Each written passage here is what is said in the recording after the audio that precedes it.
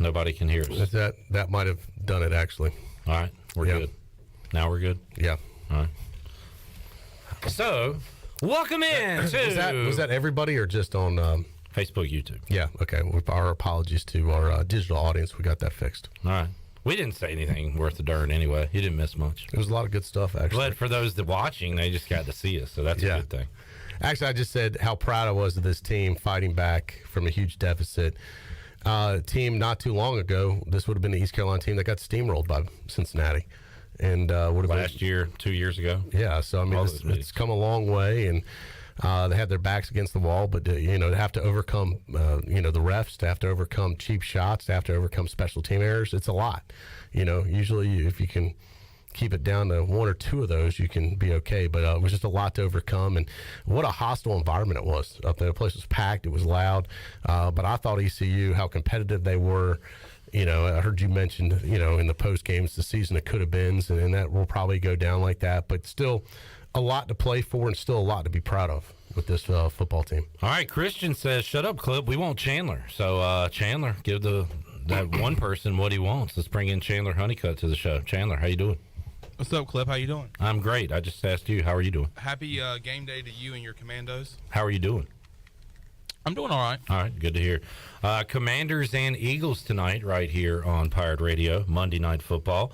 Eagles a big favorite. Do you remember just 2 years ago when the Steelers were like 10-0, 11-0, and played Washington on a midweek game, and Washington went there and won? Just saying. Just putting it out there. It's happened before to a team from Pennsylvania, the last undefeated team, and it could very well happen again tonight.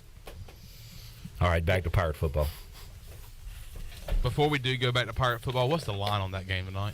11. Eagles favored by 11 over the Commanders. I almost was in a bad situation yesterday when I totally forgot that Kyler Murray was going to be out for the Cardinals. By the way, that was a backup quarterback game yesterday between the Rams and the Cardinals. We'll talk to Bryce Williams about that because Bryce Williams was Arizona hotshot teammates with John Walford, who started the game for the Rams yesterday. So I realized I don't have a backup quarterback. Well, luckily, there was this guy named Taylor Heineke out there floating in the air, and I snagged him up, and he will be starting for me tonight and hopefully getting myself a fantasy win this week. Good luck with that. A lot of fantasy points yesterday. Justin Fields.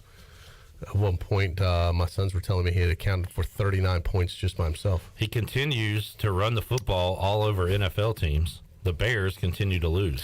Yeah. Have a great stat. Guess what happened in the Bears game? Missed extra point again. Their kicking problems are probably worse than some local problems we've had. That's saying a lot. Yeah. I have a stat. Multiple games lost by special teams. I'll tell you on Thursday, Troy. I want to use it for sports trivia Wednesday night, so I don't want to throw it out yet. Okay. But it's a great Bears stat that I ran across last night. So we'll save that stat to consider for later in the week. Pirates and Cougars going at it this Saturday. We'll dive into that from the Houston standpoint on Tuesday. But once again, ECU was trying to run through the Big 12. Troy D knocked off UCF, knocked off BYU, and was so close. Oh, so close. To knocking off Cincinnati. Slapping a Bearcat. Yep. God, it would have been so great. And if they did, Clip, if they could have closed the deal, which was so close, boy, talk about throwing a monkey wrench into the American Conference top of the standings. It would have been wide open at that point because Tulane laid an egg against UCF, and at that point, East Carolina would be right in the hunt for a possible opportunity to play in the championship if they had won. True, although we were hoping Tulane would beat UCF in that scenario. Either way, ECU would have still been alive. Right, yeah.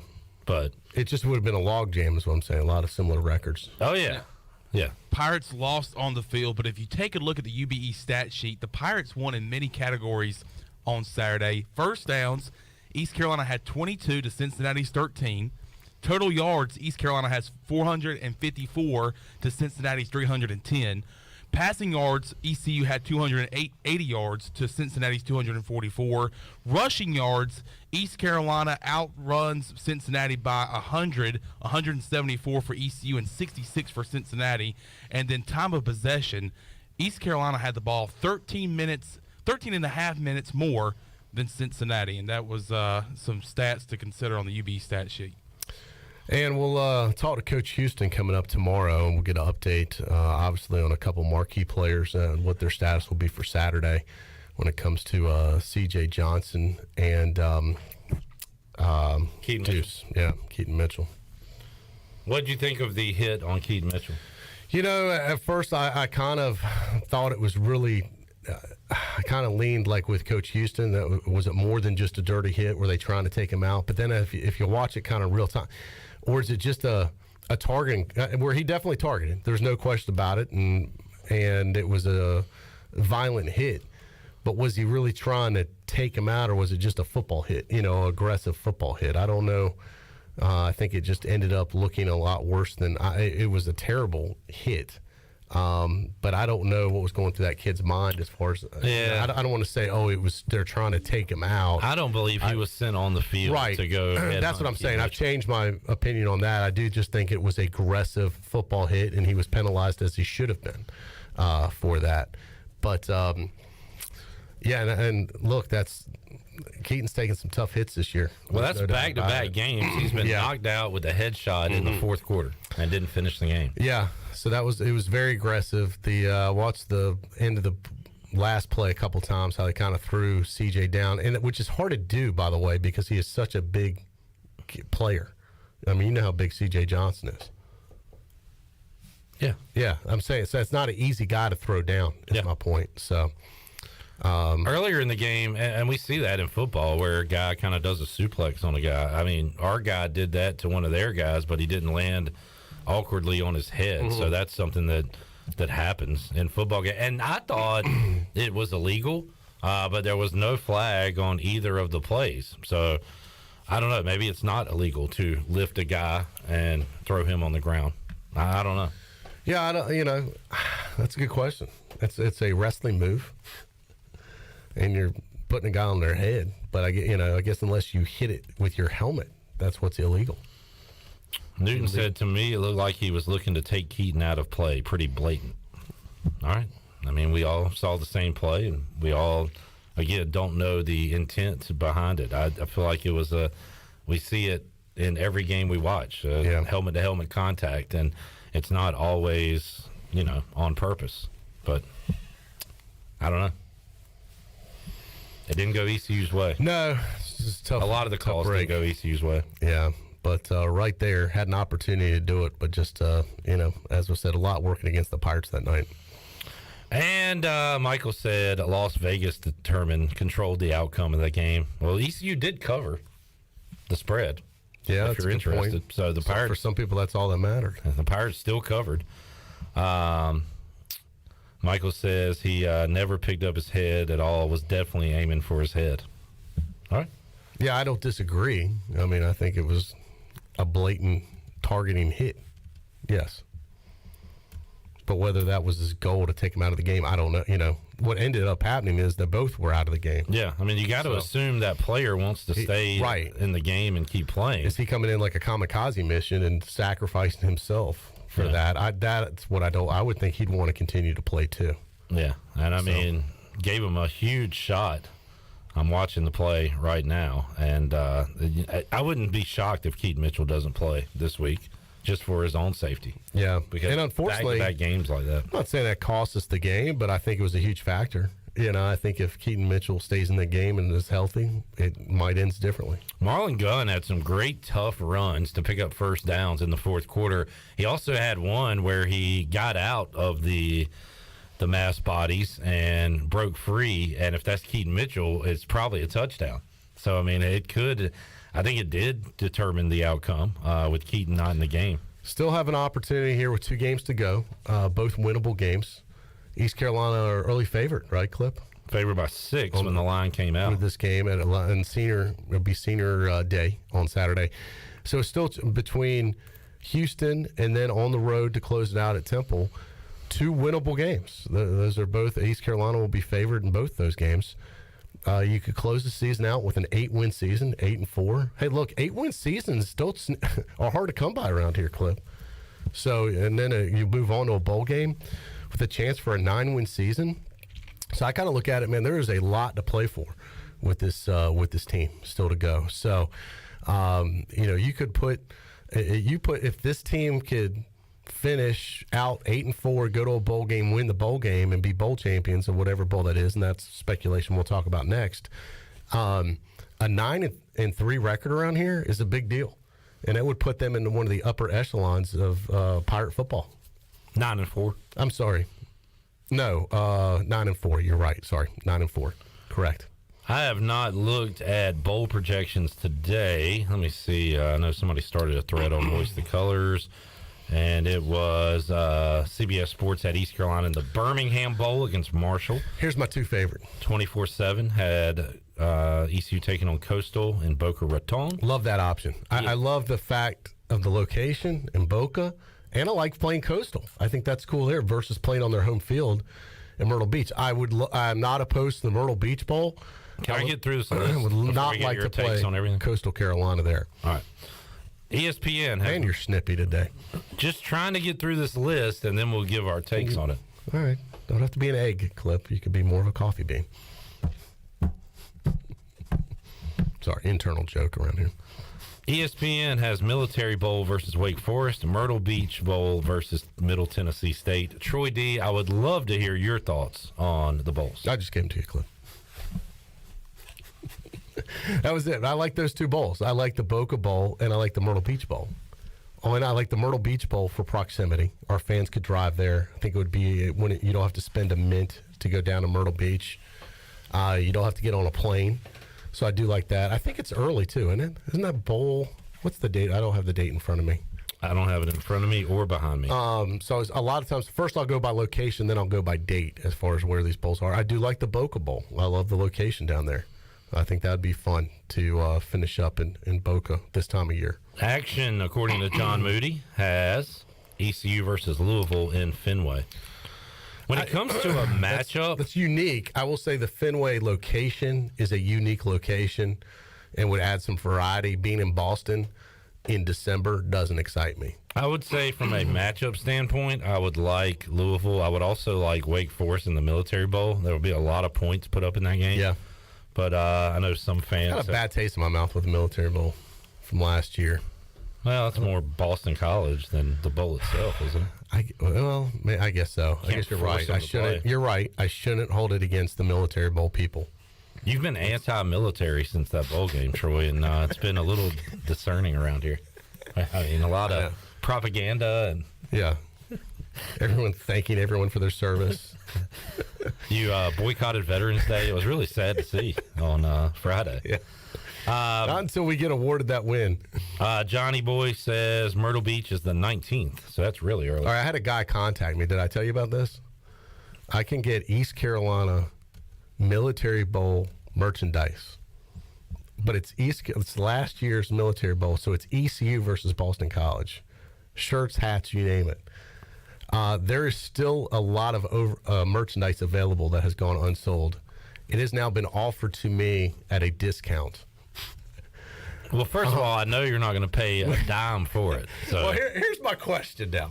If you're in my shoes, you know how I feel towards last year's bowl, not towards ECU, towards the bowl game, just because I'm mad that Boston College. There was no bowl game, right? I mean, yeah. So do I really want to get a truckload of East Carolina versus Boston College Military Bowl merchandise in here, even for free?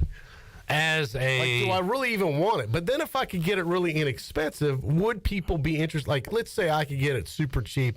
Would people buy it super cheap? To answer Is your there question, a market for this? To answer your question, as just on the surface, do you want it? No. As a hoarder and collector, absolutely. Or someone that can make money on it. You'll take anything. Right. But if we could sell it, and let's say, would you spend $5 on a East Carolina Military Bowl T-shirt from last year? $5. Would you spend on a hat $5? I'm trying to see where the market is for this. I would buy a shirt for $5. Okay, so that needs to dictate what I would have to be able to sell it, Not to buy for you. it for. No, right. I got to buy it at wholesale, and then I'd sell it retail at $5. There's not a big margin in this, as you can imagine.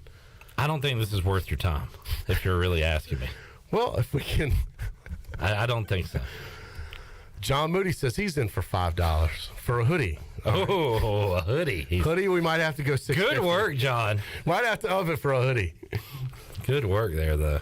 I don't know. But then do I want to be reminded of that bowl all the time by wearing that merchandise?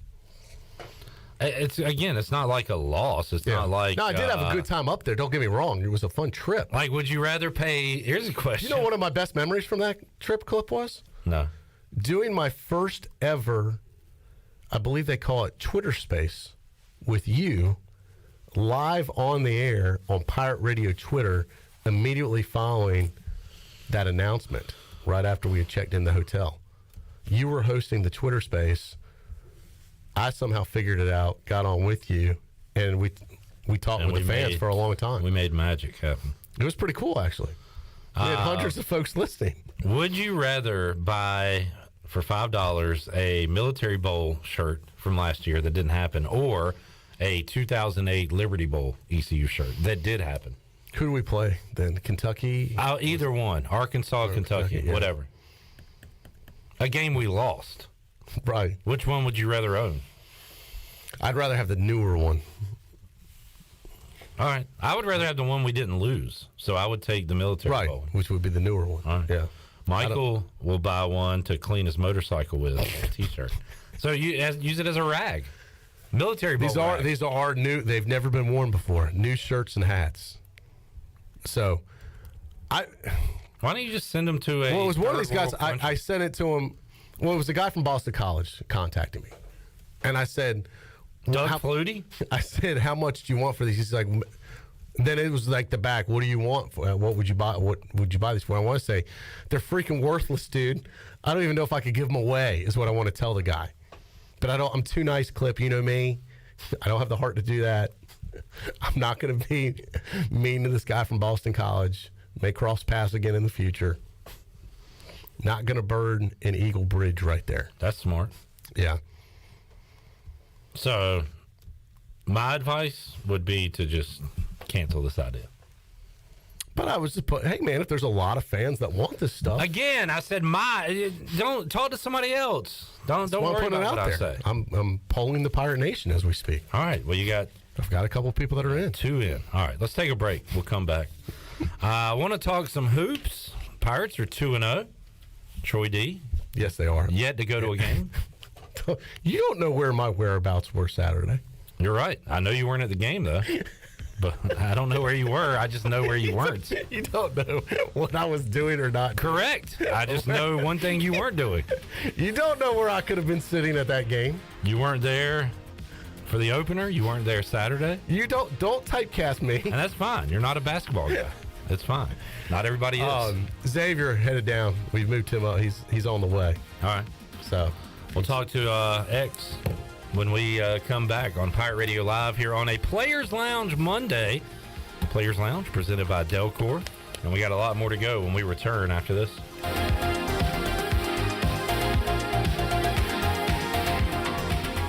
The Buccaneer Music Hall is your beacon of music in the land of pirates. The doors open at noon, 7 days a week. And the Buck has live music every night, along with football. Monday is open mic night, the first Monday of each month. Tuesday, it's karaoke with DJ Captain Morgan. Wednesday, it's acoustic night. Thursday, it's the dance party with DJ Kid Scene and live music every Friday and Saturday night with the best bands on the East Coast. Follow the Buck on Instagram for information and schedule of events. This season, party like a pirate at the Buck. Are you suffering from anxiety, sleep issues, or chronic pain? Have you heard of CBD? Hemp Garden of Greenville is your premier CBD provider in eastern North Carolina. Find yourself experiencing increased aches and pains as the cooler months roll in? Hemp Garden provides a variety of pain-relieving products, including topicals and tinctures. To find out more, visit Hemp Garden to speak to a CBD specialist in a relaxed and welcoming environment today. Exclusive discounts are offered to first-time customers. Hemp Garden, located at 3040 South Evans Street in the Target Shopping Center in Greenville. Familia on Fire Tower Road in Winterville has a brand new updated menu. Open from 4 to 9 Tuesday through Saturday and 11 to 9 on Sundays, Familia has a variety of pizza combinations and classic Italian dishes that are sure to tackle your taste buds. Enjoy Thirsty Thursdays with $3 drafts with several local brews on tap. And who doesn't love brunch? Familia has Sunday brunch from 11 to 2. Follow Familia on social media for their pizza of the week for just $12. Visit online at familianc.com. Familia, that's Italian for family. Before you hit the road this travel season, be sure to get your tires inspected by the tire guys at Greenville Auto World. The Greenville Auto World service team sells all the top brands and economy tires if you need a new set. Need an oil change, state inspection, or AC repair? Greenville Auto World can work on any type of vehicle, and the monthly oil change special is only $29.99. Make an appointment now by calling 364-8730. For award-winning service, trust Greenville Auto World. Hi, this is Jeff Charles, and welcome inside the booth. November is busy, busy, busy. I'll have some thoughts right after this. Just like Pepsi, Jaira Wilson from Jacksonville, born in Eastern Carolina. This is Landon Minges with Minges Bottling Group. I'm the fourth generation of my family to have the honor of distributing Pepsi-Cola products to my neighbors in Eastern North Carolina. For over 75 years, my family has taken pride in this great responsibility, and we are proud to have remained locally owned and operated for over 7 decades. When you purchase a Pepsi in Eastern North Carolina, you are supporting your community and keeping those dollars right here in your own backyard. Support local, drink Pepsi. Go Pirates. Any college play-by-play announcer will tell you that November is the most hectic time of the year. Football and basketball overlap. Take ECU's schedule for Exhibit A. The Pirates will play 3 football games and 8 basketball games this month. 2 of the 3 football games are on the road at Cincinnati on November the 11th and at Temple on November the 26th. The basketball schedule finds 4 games at home and 4 games on the road. The week of November 20th will find 5 games in 6 days. 4 basketball games, including 3 games in 3 days at the Gulf Coast Showcase just outside Fort Myers, a road game at ODU in Norfolk on November the 26th, and the same day the Pirates are at the Lincoln Philly to take on the Temple Owls on the gridiron. It just so happens I will miss just 1 basketball broadcast this year, and that is a rarity. Come on back next time and we'll visit inside the booth. Hey, Ellerby, have you tried our new menu at Clean Eats? I was planning on going there today. Tell me what's new. First of all, you're going to love our new Melts. A Melts is a quesadilla folded over like a sandwich full of things like beef and queso and chicken parm. Scott, tell me you got more. Man, I do. We have pretzel bites with queso, our fabulous meat and taters wrap, and we even have Clean Eats mac and cheese, complete with beef or chicken on top. It all sounds awesome. I'm going to head over there now. Fantastic. I hope to see everybody at Clean Eats, 805 Red Banks Road, Arlington Village. This is Amanda Houston, and you're listening to Pirate Radio, the voice of the Pirate Nation. Go Pirates!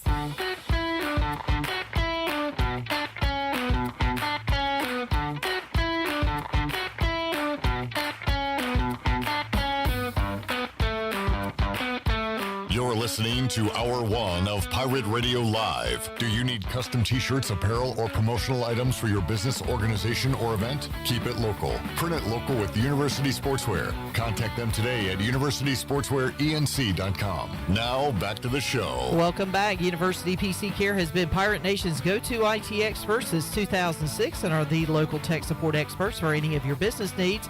Let University PC Care take care of it so you can take care of business. Visit universitypccare.com to learn more today. Now let's head back into PRL. Here's Clip. Back with you, Pirate Radio Live. Trying to do some math. I heard the counting. 10, 11. I've got 11 seasons all time dating back to 1958, where East Carolina ended with 9 or more wins. Yeah. Only 11. So this team... When's the last time? That would be the Carden and boys, Ruff and McNeil, in 2013. Yeah. 10-3 were the Pirates that season. So a chance to get that again with a couple wins here and a bowl victory. We were just having a conversation about the Military Bowl that was not played last year. And Troy has an opportunity to get some Military Bowl gear, and he's seeing if people would buy it or like large quantities of it would want it. Yeah. Here's a good question for Xavier Smith. First of all, do you have any? Welcome to the show, Xavier. Good to see you. Nice to see you guys. Do you have any Military Bowl gear, swag, whatever, a game you didn't even play in? Yeah, I have sweaters, sweatpants, hoodie, headphones. Yeah, we got a lot of stuff. I mean, when you look at it, what do you think? Like, does it bring back bad memories, or you just like? Well, I didn't even go to the bowl game last year because I caught COVID like a couple days. So you wouldn't have played anyway? Oh wow, COVID. I know, it was a crazy story. So I didn't Dang. even really get to experience much of anything. I just really was at home trying to get past COVID, but I did get all the gear and stuff that everyone else got. So, I mean, I just got it all at once. I didn't know how. So that's not necessarily a happy time in your life, then, if you see the I military. don't really have nothing to pull from off of personal experience. Yeah, but. all right. So this bowl will be your first bowl then, personally, being able to attend coming up. Do you have a destination you would like to attend? Some of the options are Military Bowl, Fenway up in Boston, Myrtle Beach, Florida. I don't really know. I would love to just experience wherever. Because I never got the chance to do that. But, somewhere where the weather is nice. Probably not cold. Or, somewhere like Utah would be cool. Like, first time seeing mountains. But, it doesn't really matter as long as we go there with the same job, win, and, have fun while doing it. This is the first time we've had you in since the trip out to Provo. How was that experience? That was amazing. I was there taking pictures the whole time of the mountains. I never seen mountains like that in my life. Like, I was staring out the plane, out the window. But it was fun. How about during the game? Can you see mountains from the stadium? Until it got dark. Then when it got dark, you just seen the big Y lighting up. But that was like one of the most fun games to play in too. Like just off the experience there. The game last Friday against Cincinnati, one of the more physical games ECU's faced. Obviously, a tough environment going up there on a Friday night. Place looked packed. So close. What was it? Take us from your perspective as far as how things went down. There's a lot of plays, you wish you can get back or things you wish you can do different. But I just told the guys after the game, we hate that we lost. It was a close one, but, that was one of the funnest games we played in. We come to college, came to ECU to play in games like that. So just the fact that we got that atmosphere to play in and just, like, having that experience and, like, holding on to that memory, something that I took from it, regardless from the loss. But it was just fun. Like, I look back at it, and it's just like, it was just a fun time. We hate to lose that game, but, it's football. Yeah. Does your coaches, your defensive coaches, put up any, like, key numbers, goals for each game? And I ask that because only 66 yards rushing allowed, 2.5 yards a carry against a team that likes to run the ball, runs it well. Yeah. So you accomplished some goals there, I'm sure. But going into each game, are there any numbers you try to hit? Not really. The coaches don't really say too much about like personal goals for the defense. We just try to do like team goals. Like I think we had 5 3-and-outs as one of our goals to get a turnover and to just play hard and physical, stop the run.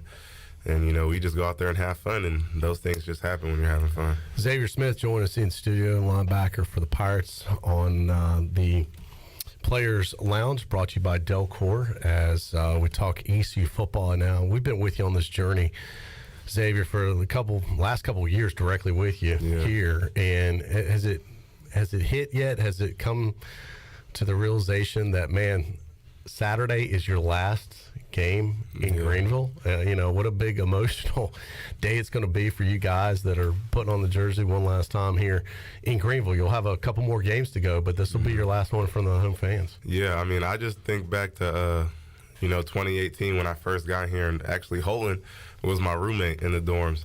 And I remember nights we would just sit up and just talk about the things we wanted to do and accomplish, our time here at East Carolina, and just to look up now and see that, we're doing some of the things that we talked about, when we were 17, 18 years old, not even knowing how we're going to do it, or not knowing, what route to take, if we're doing the right thing, who to learn from. But, just looking up now is a blessing. And, those are just things that you come to college to do again, and just change the program, change the culture, and turn the thing around.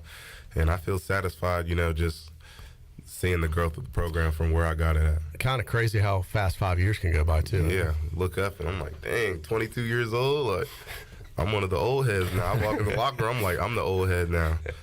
But I remember when I was like the freshman, thinking everyone was just older than me.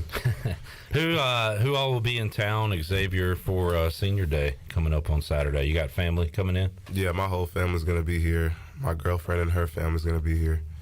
I think that's it. Any like emotions right now, or is it going to kind of hit you on Saturday, you think? I mean, it's been hitting me since this year kind of started. I've just been trying to look at this year in a different perspective. But yeah, it's been hitting me.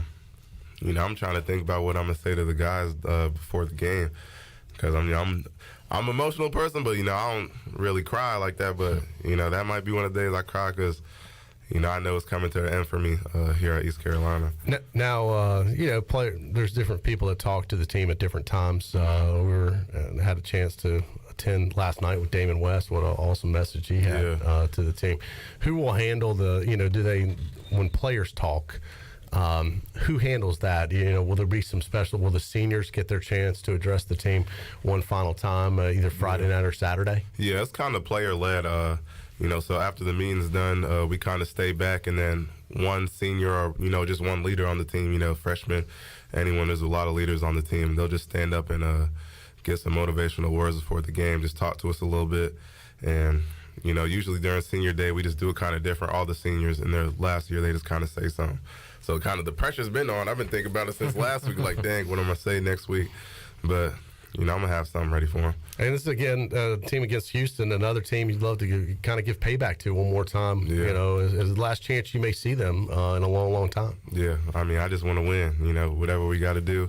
You know, Senior Day aside, you know, the goal's still the same for the young guys, for everyone. Just go out there and play hard. And, you know, that's all I expect from everyone. Speaking of payback against Houston, I now remember what happened last time you guys played, and that was the one that took forever to get going. I think it was the night the Braves actually beat the Dodgers to go to the World Series. I remember for that. But we were here late night waiting for you guys to play a game, and it went into overtime, right? Yeah, that was the woo.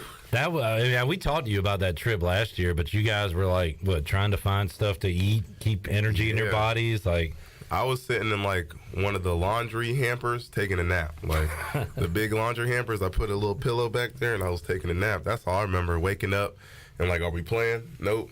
Trying to go back to sleep. That was at least like a 4 or 5 hour delay, right? Yeah, it was crazy. Yeah. I thought we were going to delay the game, like postpone it. So, you do owe them guys one from a year ago. And we found out Temple will be a 1 o'clock tip-off kickoff time in Philadelphia. So a 2 o'clock and a 1 o'clock. You've been playing some late games, so you guys probably like the earlier kickoffs, right? Yeah, for real. Get a day after the game. Look forward to that. Good deal. Xavier Smith joining us. Xavier, a scary situation at the end of the game with C.J. Johnson. But he was able to travel back with the team, right? Is he doing all right as far as you know right now? Yeah, I was actually talking to CJ yesterday about that. He said he's doing good. He don't know what it was, exactly what it was, but he said it was something with his back, but he said he feels fine. And, you know, it's just like a lot of the things was just protocol. He had to do that thing. So he said he should be back this week if everything just checks out. He has to go through a couple more things, but, you know, he looks fine, 100% ready to go. How's Keaton doing right now? It's the second straight game he's had to leave after a headshot. So how's he getting? I actually haven't talked to Keaton as much, but I've seen him a couple days and he seems, you know, fine. I'm not really sure what happened. No one's really sure what happened, but, you know, he's a tough guy. He looks the same. He looks the same guy right now. Xavier Smith joining us. How about yourself, Xavier? How are you feeling? I'm a little sore myself. I had rehab earlier, so I'm just chilling. You know, it doesn't really matter. You know, I'm trying to finish this year strong. It's my last go around. So how busy is that rehab room now? I know a lot of guys are getting treatment. It seems like they're working overtime right now. Oh yeah, it's like it's mandatory kind of. It's not mandatory, but like the amount of people that's in there, you would think it's mandatory. Everyone's trying to get their bodies back and try to stay in tip-top shape so they can go out there on Saturday and, you know, Fridays now and give it our all, go out there and play hard. Have you looked at Houston yet? They like to play in some shootouts. They were in a 77-63 game a couple weeks ago against SMU, so they like to put up points. What have you seen from those guys? They're talented across the board. You know, they won 10 games last year, and, you know, in this league, like we always say, you can win or lose every game each week, so you always got to come ready to play. So their record definitely doesn't reflect the type of team they are and, the talent that's there. But, we got to come ready to play. We look at them as a challenge, and, I feel like defensively we've been handling teams look at that fairly well. So we just look at it as another opportunity to show people what we can do. Xavier Smith joining us. Ready to let him go? Yeah, I mean, get back to treatment. Yeah, I know. What's I guess this week kind of back to a normal week. I guess if you will. Finally, it's been a while since we've had between the open date and the Friday night games. It seems like we've had a stretch of just kind of off weeks. Yeah. But finally, kind of get back in a rhythm here this week. I guess. Yes, sir. All right. Well, good luck on Senior Day. We'll be pulling for you and all the other Pirates, of course, and I know it'll be an emotional one. But to leave it all out on the field, man, you'll never regret giving your best. No doubt. So good luck, man. We'll see you out there Saturday. Appreciate you. And obviously to the fans, get out there early so you can see X and his teammates on the field. Probably get that 10 jersey and the family on the field, so it'll be fun coming up on Saturday. Love to see you guys out there. Let's take a break. We'll come back. More to go on Pirate Radio Live. We'll continue on in the Delcor Players Lounge at 4 o'clock when we talk to Miles Berry. We'll wrap up hour one when we return after this.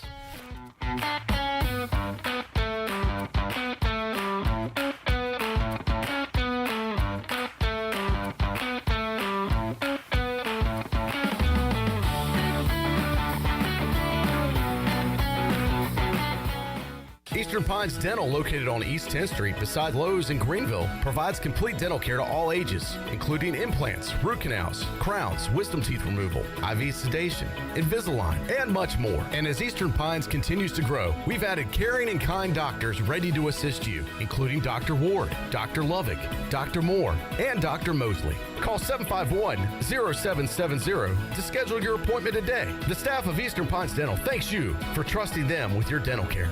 Hey Pirate Nation, Lindsay Gray here with Carolina Caliber. In 1960, my granddaddy started his firearm business right here in Eastern NC. Still family owned and operated, we have the area's largest selection for outdoor shooting sports and accessories and are one of the nation's top firearm dealers. At Carolina Caliber, we have everything you need from hunting, home defense, and personal protection, including a wide variety for ladies and youth. We buy, sell, and trade. It's a time-honored tradition. Visit us at Carolina Caliber on Fire Tower Road in Winterville.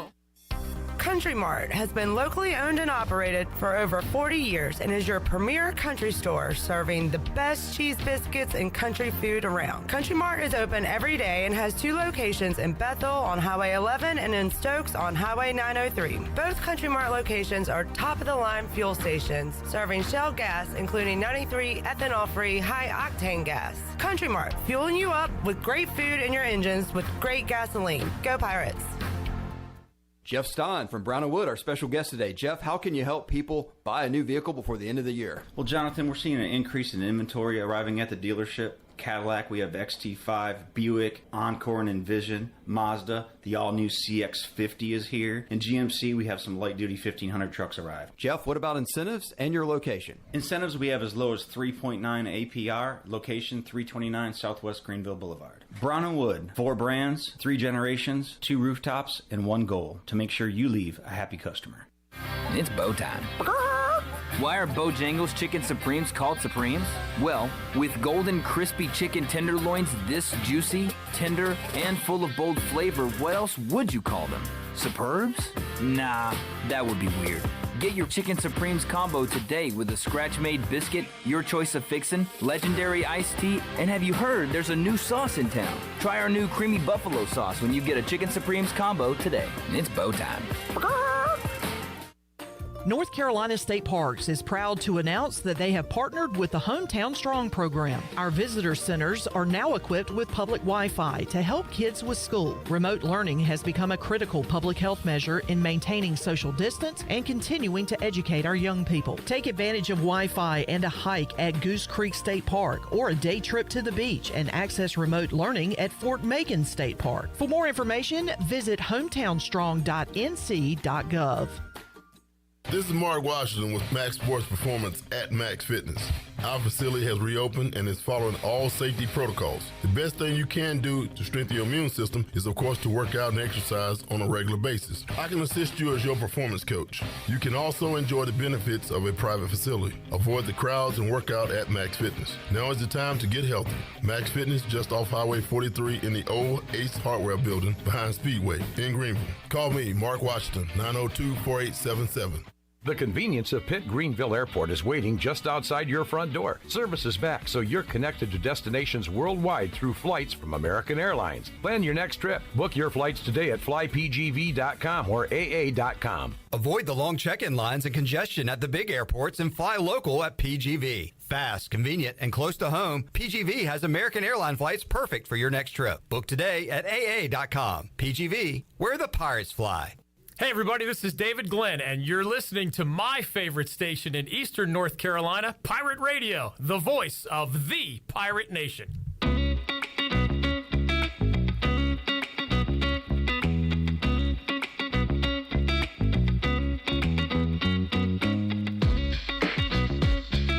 You're listening to Hour 1 of Pirate Radio Live. Do you need custom t-shirts, apparel, or promotional items for your business, organization, or event? Keep it local. Print it local with University Sportswear. Contact them today at universitysportswearenc.com. Now, back to the show.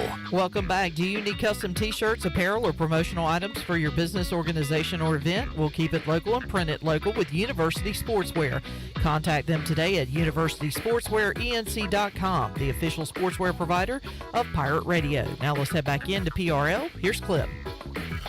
All right, back with you here on Pirate Radio Live on a Monday. And again, we were busy today, and I have not been following the news cycle, but seeing some stuff about what happened at Virginia. Very disturbing. And I guess it's a former football player. They did catch him. I saw a few hours ago UVA police tweeting out that the suspect is in custody now. Yeah, and three current players. Three current players, and Chris Jones, who is the suspect, who is now in custody, is a former Virginia football player. Yeah, for folks that don't know the story Clip, there are probably some people tuned in that haven't heard the news yet. Recap it very quickly if you don't mind. Well, I don't have the information. I do know. All right, Chandler, let's go to our guy. I do know. I saw that it was an off-campus trip. I guess there was a class, and 3 of these football players were a part of it.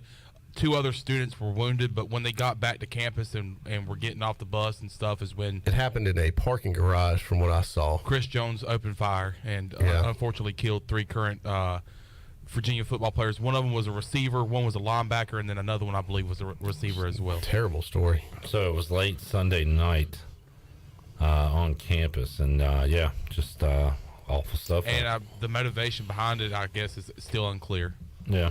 All right. So all right, I've got believe we are going to be able to hook up with Holton here, so we had to reschedule due to some conflicts. Let me send this out real quick. Miles Berry said to join us at 4 o'clock. Isaiah Winstead at 5:30.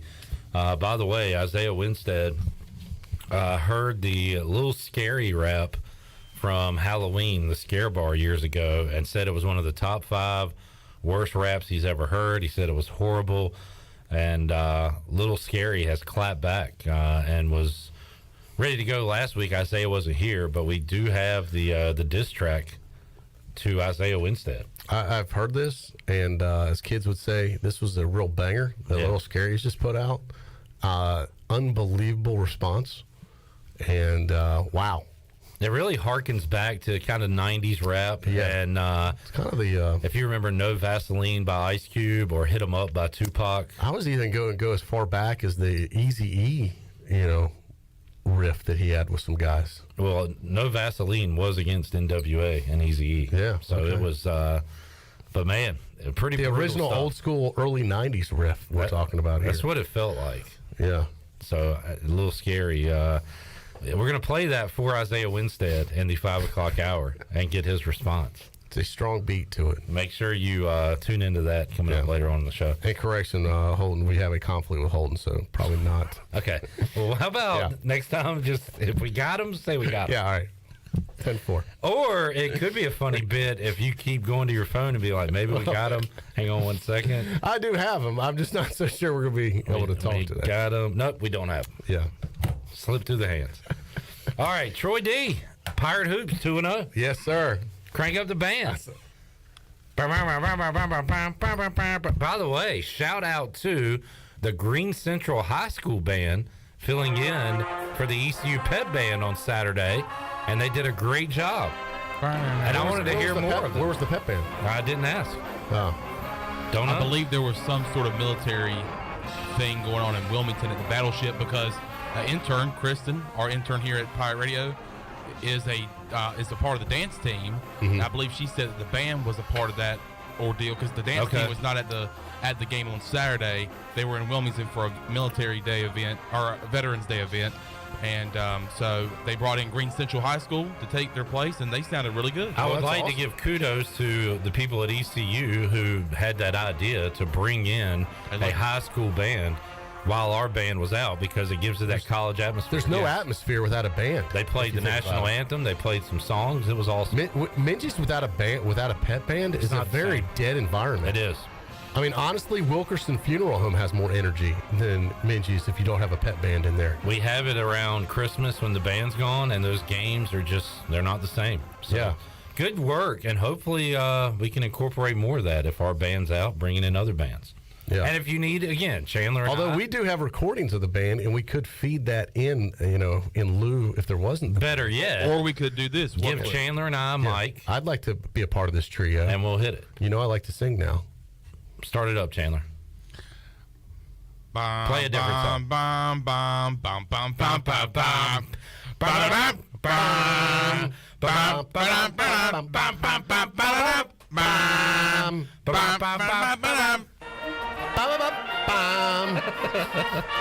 If you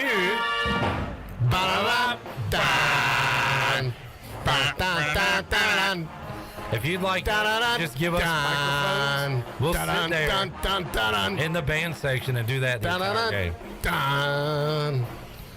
By the way, I kind of do that in my head when the band plays those songs. Had a lot of fun Saturday watching the comeback in section 213. Chan Man. We had our first, few others up there. We had our first get up moment of the year. Man, great Pirates comeback. Storm back. They take the lead. Presbyterian. The Blue Hose. Presbyterian calls timeout after East Carolina takes their first lead, and it was rocking in Minges, and it was rocking in 213. Mike Schwartz never lost a game as head coach of ECU basketball. He has gotten out to 16-point and 19-point deficits, and he erased them both. That's his thing. It's crazy. That's what he likes to do, Cliff. I love a comeback. It's just easy to get out ahead and keep it. It takes talent to dig out of a hole like that. The first thing he addressed in the postgame on Saturday was, he is aware, that the Pirates have had slow starts in the first two games of the season, and that they're going to do their best to get off the better starts. We were also informed by intern Peter, who is a intern here with us at Pirate Radio, also does some stats for ECU basketball. He informed us that was tied for second largest comeback in school history, tied with the Memphis game last year. Wow. And then I believe the largest comeback came in the 80s, where the Pirates were down 21 at one point. I'm sure we'll get down 21 and come back this year, the way things are going right now. And to be honest, if I know the outcome, if I know East Carolina's going to win, especially if I know they're going to win by 20, I'd rather him be down 19 and come back than to just blow them out the whole game. That wouldn't be any fun. That's what I was saying. Love the comeback. Exactly. Makes it more exciting. So, hopefully we'll have more. When's the next home game, by the way, guys? Wednesday, 7 o'clock. All right, just want to make sure I had it on my calendar. Why are you putting it on your calendar? So I can be there, Cliff, just like you guys. You're going Wednesday? Probably, most likely. I'm not going to do this again. We'll just see if you show up Wednesday. And How do you know I haven't showed up already? Honestly? Because we know that. How do you know? Because you weren't there. You don't know where I might have been sitting. Well, we knew where you were the first game because you posted a picture at Parker. I'm talking about Saturday. If you were there, your entire Facebook feed would be selfies of you at the basketball. You didn't ask me if I was there or not. I didn't need to. Well, you don't know where I was. I know, and I don't care where you were. I looked over there. I can bounce around at times. Nobody cares where you were. You weren't at the game. You don't know that. Did you ask me that? Well, here's a question, Troy. Were you at the game Saturday? That's a personal question, and I'm not going to answer personal questions. I mean, this game, I don't know why you want to play it. You're not a basketball guy. It's fine. You don't have to be. Just don't pretend like you're going to go. I might go. I'm kind of catching the fever, man. What are you talking about? I'm talking about you not going to games. I do go to games. You haven't been to one all year. That's an accusation that I am offended by. That's fine. It's an accusation that's true. You can be offended by it all you want. I'm feeling personally attacked here. Go to a game. Or just say, I'm not going to go, and we won't talk about it. No, I got to see what I'm doing Wednesday. I got to make sure my schedule. I would like to be there. All right, cool. Yeah, I'm feeling it. Again, nobody cares. Who we play Wednesday? Doesn't matter. It is Hampton. The Pirates on Pirates. Is it Hampton Sydney or just Hampton? Hampton. Okay. What's that? There used to be a school called Hampton Sydney. There still is. I know a guy from my hometown that went and played soccer there. Yeah. Where's that at? It's Australia? North Carolina? It's like a private school somewhere. Hampton Sydney? It wouldn't shock me if ECU played them. We've played like some like Washington and Lee. Where is Hampton Sydney located? I swear I knew somebody that went there one time. All right, I'm going to Google it up. Yeah. It's a legit school. Hampton Sydney College is in Sydney, Virginia. Okay. There you go. Are they? They're not D1 though, are they? No, they're not D1. Have you ever seen them in the tournament? Like Hampton Sydney versus Missouri. No. Have not heard of them. All right, Miles Berry is here. He is. So we're going to take a break. Yeah. We're going to come back. We're going to ask Miles, has he been to a basketball game yet? And he's honest about it. He has not. Very I know there's some Pirate football players that have been. Yeah. I saw some on Saturday. This Saturday? Yeah. Okay. And last Tuesday. And Tuesday. Yeah. All right, we'll take a break, come back. We'll talk to Miles when we return on Players Lounge edition of Pirate Radio Live. Back with you after this.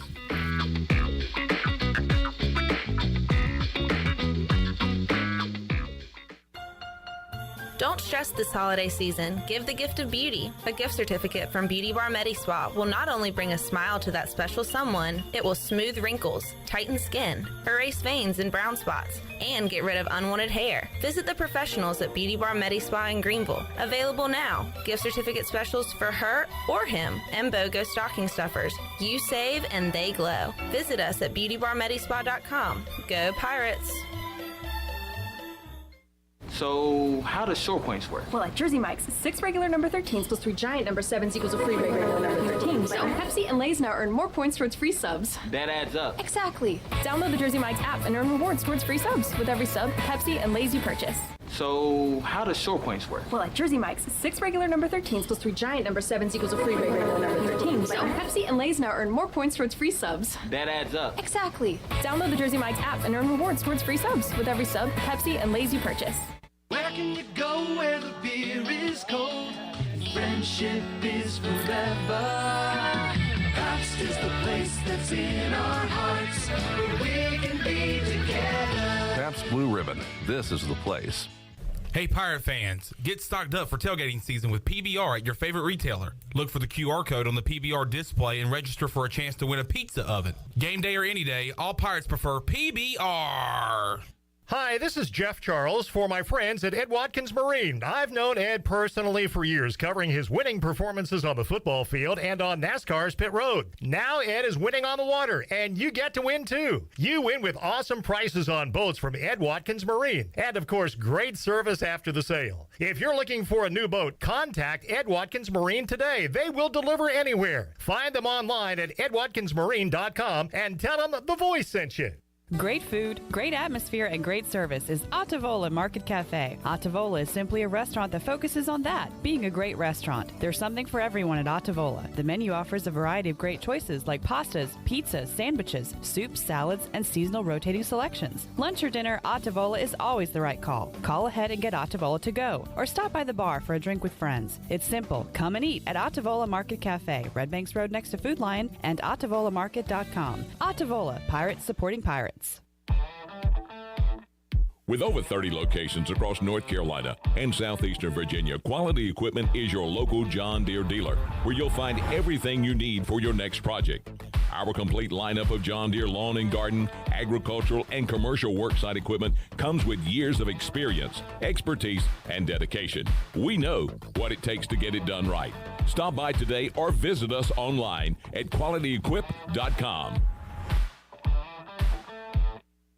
Do you have any real estate questions about buying or selling residential or commercial properties? Are you curious about this current real estate market? Do you need a property manager for all your rental houses? This is proud ECU alum Scott Harris with RE/MAX Preferred Realty and SD Harris Properties, and I would love to help answer every question you have and show you a real estate experience that will be memorable and enjoyable. Every step of the way, I'm here to make your dreams a stress-free reality. Call me today at 347-1857. That's 347-1857. Go Pirates.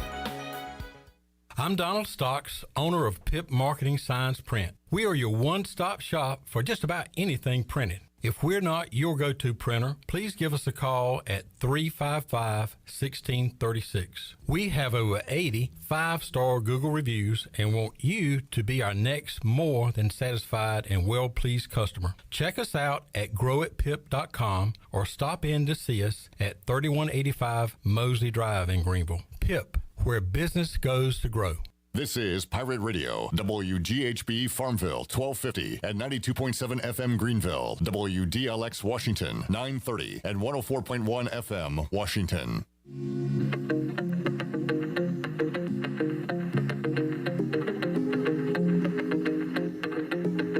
You're listening to Hour 2 of Pirate Radio Live. Do you need custom t-shirts, apparel, or promotional items for your business, organization, or event? Keep it local. Print it local with the University. Contact them today at universitysportswearenc.com. Now, back to the show. Welcome back. Do you have real estate questions about buying or selling residential or commercial properties? Are you curious about the current real estate market? Or do you need a property manager for rental houses? ECU alum Scott Harris with RE/MAX and SD Harris Properties can help with answer every question you have and show you a stress-free real estate experience that'll be memorable and enjoyable. If you have real estate questions, Scott has answers. Call Scott Harris today at 347-1857. Now let's head back into PRL. Here's Cliff. All right. Thank you, Shirley. Chandler Honeycutt here, Troy D, alongside Hour 2 of Pirate Radio Live.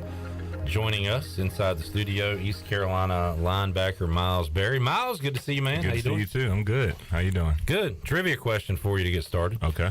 I'm going 58 seasons, so this is from 1965 to present.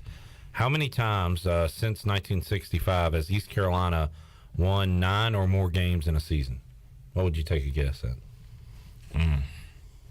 So that's 58 seasons. How many of those? I'm going to say... There's been some good seasons. Yeah?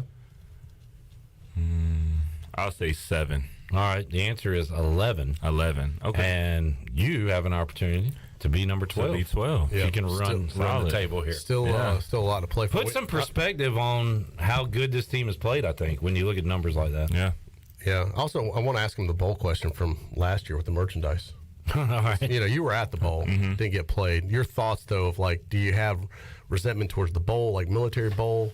Do you feel it's unfinished business? Like, when you look back, resentment, definitely unfinished business. I'll say a little bit, but I'm really just trying to go to an even better bowl this year. Right. So you don't. That's the main goal. So your ideal situation is not to go back to the military bowl if you could choose. If I could choose, I would definitely not want to go back to the military bowl.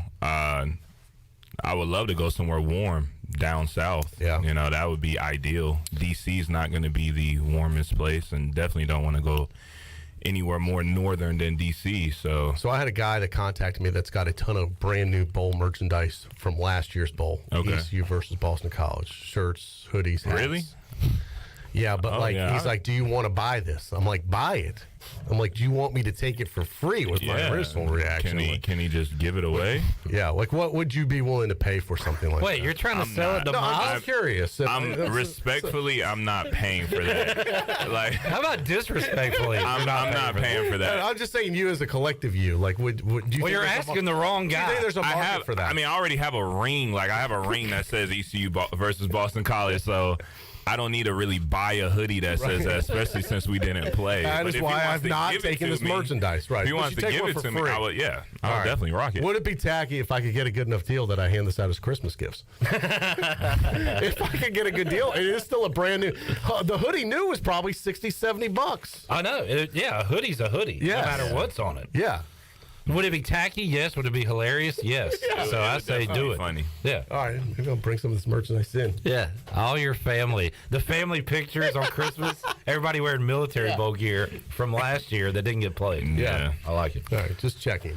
Miles, one of the options is Boca Raton Bowl. You could be back in that stadium again that you were earlier this year. I would love that. Yeah, go back. I would love that. Yeah, FAU was a great stadium, nice atmosphere. Well, it wasn't anybody really in the crowd for real, but it was a nice stadium, and I know it'll be nice. Plus, you get to spend a better part of a week down there. For sure. Yeah. Yeah, you're in Florida. Yeah, when you were there for the away game, it was just one night in and out. Yeah, I mean, it's a business trip. Yeah, it was a business trip, and with the hurricane and all that, we didn't know what was. It was a lot Stressful. going on. Yeah. It was a lot going on that week. Miles, how do you kind of compartmentalize? All right, we're not playing for a championship this year, but we are back to back, at least 6 wins in a bowl from where you started. That is a major accomplishment. So you take the good with the bad. Yeah. Like, how do you kind of sum it all up? I mean, that was definitely our goal at the start of the season was get to a conference championship, but we still have 3 games left, and we want to stack and go 3-0 with all those games and still have a very memorable and significant season this year. So yeah, we're just taking it week by week, and that's kind of how we compartmentalize it. And first one's Houston. We gotta beat them. And no moral victories, but like fans talk about this. I'm wondering if you as a player think about it, talk about it. And Troy mentioned it earlier, like 2 years ago, you go to Cincinnati, you get blown out. Yeah. Last year, you played them tough for quarter and a half, and they end up winning by 20 or whatever they won by. I mean, do you take anything away from we should have won the other night? Like that? Most definitely. Yeah. Personally, I'll say I was on the field when they scored when they faked the punt late in the fourth. I was on the field, and I was on the field when they scored that late touchdown in the fourth quarter, that long run. So for me, I just see the improvement that I've made personally, and we've made as a team collectively to be in a close ball game with them. Because that's a very talented team. They're one of the best teams in our conference in the nation. So to be able to play them that tight and that well, in that environment, home, packed. they have a crazy streak home. So being able to almost get a win, in that environment just speaks volume personally and as a team. And I forgot about that, too. Second longest home winning streak in the country was nearly snapped the other night. Right. Yeah, I mean, I think they're a legit, top 25 team. Most definitely. So they're back there now after the win over ECU. And you had their backs against the wall, that's for sure. Miles, we were talking about this off there. I talked to Xavier about it a little earlier. Has it hit you yet that this journey is almost coming to an end now, that at least here in Greenville, to be able to suit up to play in front of friends and family and teammates and fellow students and alum, this is the last chance come Saturday? Yeah, it's slowly but surely. It hasn't really hit me completely yet. I feel like it'll really hit me probably Friday, being the last time going to the Hilton and going through meetings for Dowdy. But I've been doing this for 5 years now, so it's definitely it's going to be a change, and I'm just trying to make the most of this last game in Dowdy, and I want it to be as packed out as ever, and I just want to get a win. I want to end my career in Dowdy with a win and a victory, and that'll make it worthwhile. How many friends, family you got coming in for senior day? Let me see. I have my mom, uncle, aunt, maybe some cousins. I'll probably have around 6 or 7 guests. You got enough tickets for everybody? I'm getting them now. I'm trying to scatter and ask people for them because all of the seniors, we all trying to get tickets for all our friends and family. So do you get a number for normal games for family or anything? Yeah, well, just 4. 4 is standard. So you get 4, and you're trying. And then we try to trade. For a lot of the guys that don't have any family coming, they'll trade up the tickets. So we make it work. Miles Berry joining us. Houston, kind of an erratic team, Miles. They can put up 60. They can struggle and put up 20. You never know week to week, but it's certainly an offense that gets your attention, right? Most definitely. I mean, Clayton Tune, the quarterback, is playing better than ever. Number one, the receiver, Dale, he's one of the best receivers in our league, so we have to do a great job on him and just limit explosive plays and play how we play. It's so repetitive, kind of how we say it on a week-to-week basis, but that's really what we have to do when we're playing at our full tilt, defensively, offensively, and even special teams. We're a really great team, so just have to do all that, and that's how we'll get a big win home, the last home game. Earlier, Troy said revenge on Houston, and it popped in my brain what actually happened last time. That was a crazy game, too, last year. What do you remember about not only the game, but the day where you're sitting around waiting to play football for 5 hours? 3 o'clock game, we were waiting around for 5 hours with our gear on, everything's on. We took our shoulder pads off, but just waiting around, playing cards, just trying to eat, trying to stay loose, and we don't play that game till 8 o'clock, and then that game still goes into overtime. We still playing very tough. A lot of people didn't even have us, playing them that well. Yep. So definitely some revenge in our hearts a little bit from last year, but really we just trying to play our brand of football and go 1-0 this week. That's the main focus. Miles had a chance to be out there last night with you guys for bring in Damon West to speak to the team. What was your takeaway from that? Wow, that was a crazy story, man. A very real story, and I feel like it hit home with a lot of the guys. A lot of the my teammates have people in prison and going through different things, and just to hear his story and hear how he made the most out of a very bad situation is very uplifting for us, and I feel like it hit home. It hit home for a lot of us, and it was a great message. You always seem to kind of find the bright spot in adversity. Yes, sir. Have you always been that way? I'm not gonna say always, but I'll say definitely some things that I've been through in my life, it just made me count my blessings even more, and I try to just make the most out of my days and make the most out of my friendships and my relationships with people, because I see that in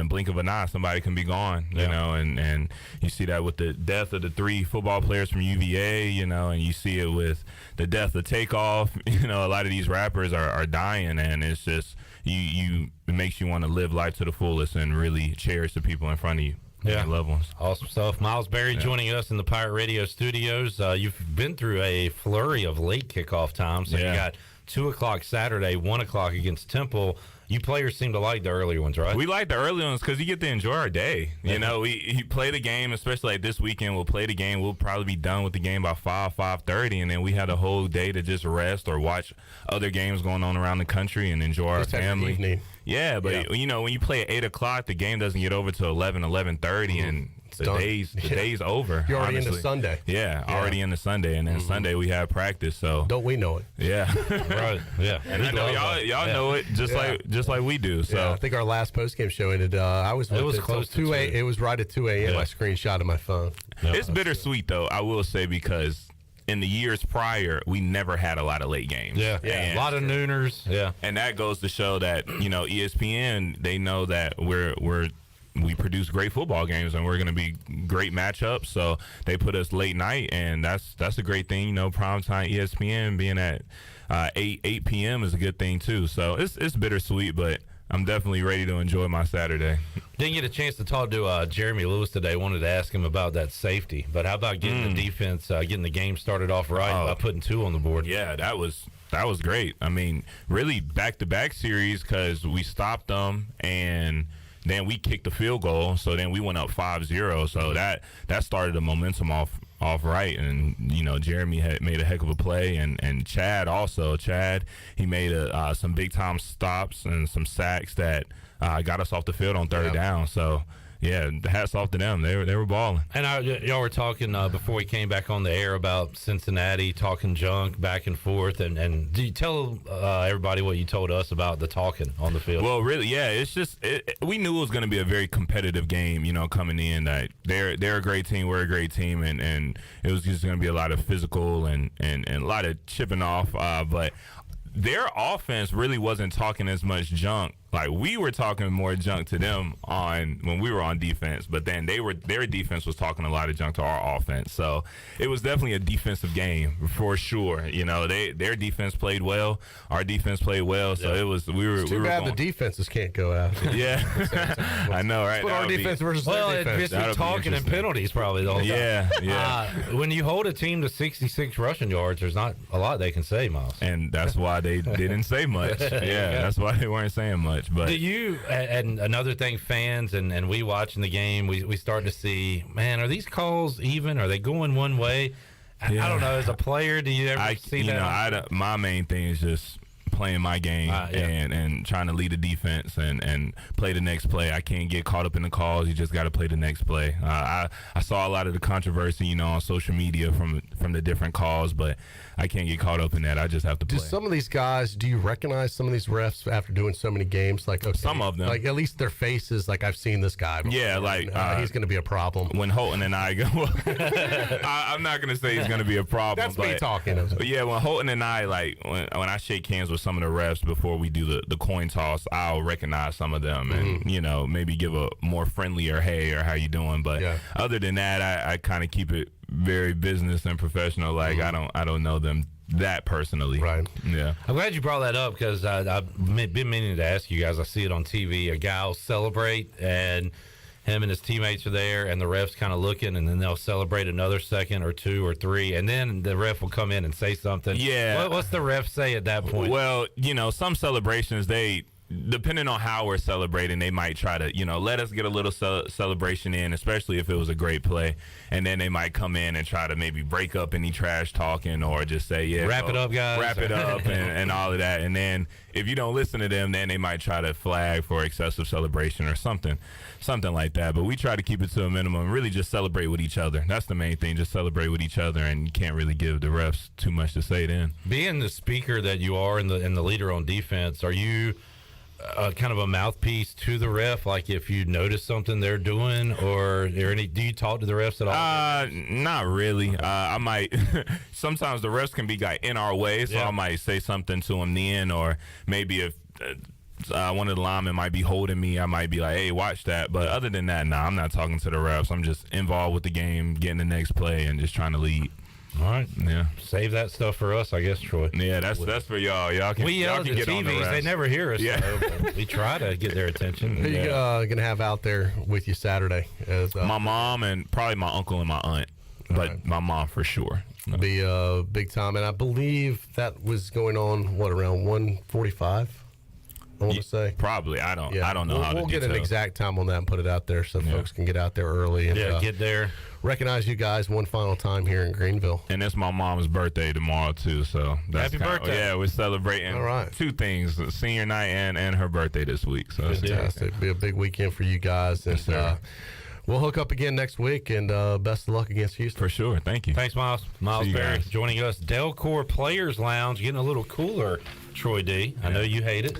I actually had to put the heat on for the first time one time, I believe, last week. It was either the week before or last week. Did a single tear fall down your cheek? It was a one-day deal. I couldn't take it anymore, and I had to put the heat on. Since then, Cincinnati was cold. Yeah. Philly will probably be cold. Philly's going to be cold. When it comes to cooling, heating, and plumbing, you can rely on the service professionals for any size job. Call Delcor 321-8868. Visit DelcorInc.com. Miles, while you're here, does the cold, I always say we're a warm weather team. Definitely has an effect on me. Does that have an effect on you guys as players? Well, I love playing in the warm because, you get the sweat and all that, but the cold, we get warm during warm-ups, and then after that, you can't let the cold affect you. It's time to play football. Yeah, so you definitely know when you get off the sideline and you might get close to the heater, but other than that, once you're on the field, I don't even feel the cold. Let's take a look at the forecast clip for this week. While you do that, Miles, any TV recommendations now that House of Dragons is over? What are you watching now? I'm trying to transition. I've been watching Gotham, kind of like background noise on HBO. The old Gotham. I've been watching that a little bit, but I'm trying to find a new show. All right. Yeah, I'm trying to find a new show. Do you have any? Not off the top of my head. Yeah. If I do, I'll let you know. Let me know. I'm trying to think. All right, Saturday in Greenville. Here's the good. You want the good news first? Give me the bad news. No, let's do All right, we'll do good. Positive. Well, We'll don't do ask good. him if you're just. Yeah. I know, wrong answer. We'll do good news. Oh, it's gonna be sunny. Okay. That's going to be good news. High of 51, low of 31.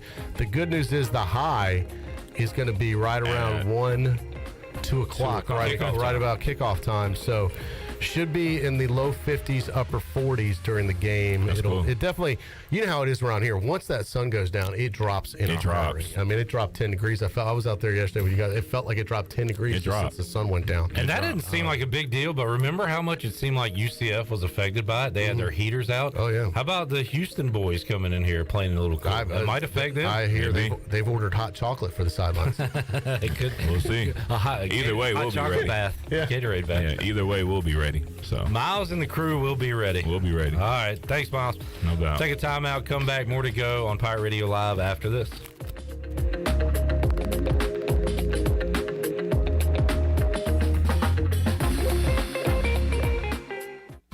Are you ready for some football, Pirate Nation? Bud Light is America's favorite light beer and the official beer of the ECU Pirates. When planning your fun times this football season, be sure to pick up some Bud Light at your favorite retailer. Bud Light carefully brews their beer to be perfect for anywhere there's fun. Because when there's fun, Bud Light is there. Get ready to have fun this season, Pirate Nation, and always stay in the game and drink responsibly. Bud Light, the official beer of the ECU Pirates, and proudly distributed by Carolina Eagle Distributing since 1989.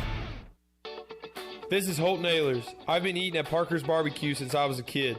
Now, all these years later, I still love to eat at Parker's. In fact, I love it so much, I bring my entire offensive line with me. They protect me, and I look out for them with great food from Parker's Barbecue. So whether you bring the team like me, or just your friends and family, the awesome barbecue, chicken, and seafood at Parker's is a win every time. Parker's Barbecue, where they always treat you like family. All right, Pirate Nation, Russell's is ready for the holidays. Our huge in-stock inventory makes shopping easy. New additions include Barber for men and women, plus Owner Reserve for the men. Enjoy your holidays and don't worry about lost packages and back orders. We've been making Christmas wishes come true for 39 years in the same location. Not only is our signature gift wrap beautiful, it's free. It's always about you, our pirate friends and customers at Russell's Clothing in downtown Washington. Go Pirates! Hey Pirate Nation, this is Holt Nailers for my friends at ArcPoint Labs. Just as I trust my teammates, you can trust ArcPoint Labs to give you quick and accurate results for your laboratory testing needs. ArcPoint Labs provides insights and solutions to enable individuals, businesses, and communities to make informed decisions on their health, safety, and well-being. Visit any of the 6 Eastern North Carolina ArcPoint Labs locations or go to arcpointlabs.com. Go Pirates!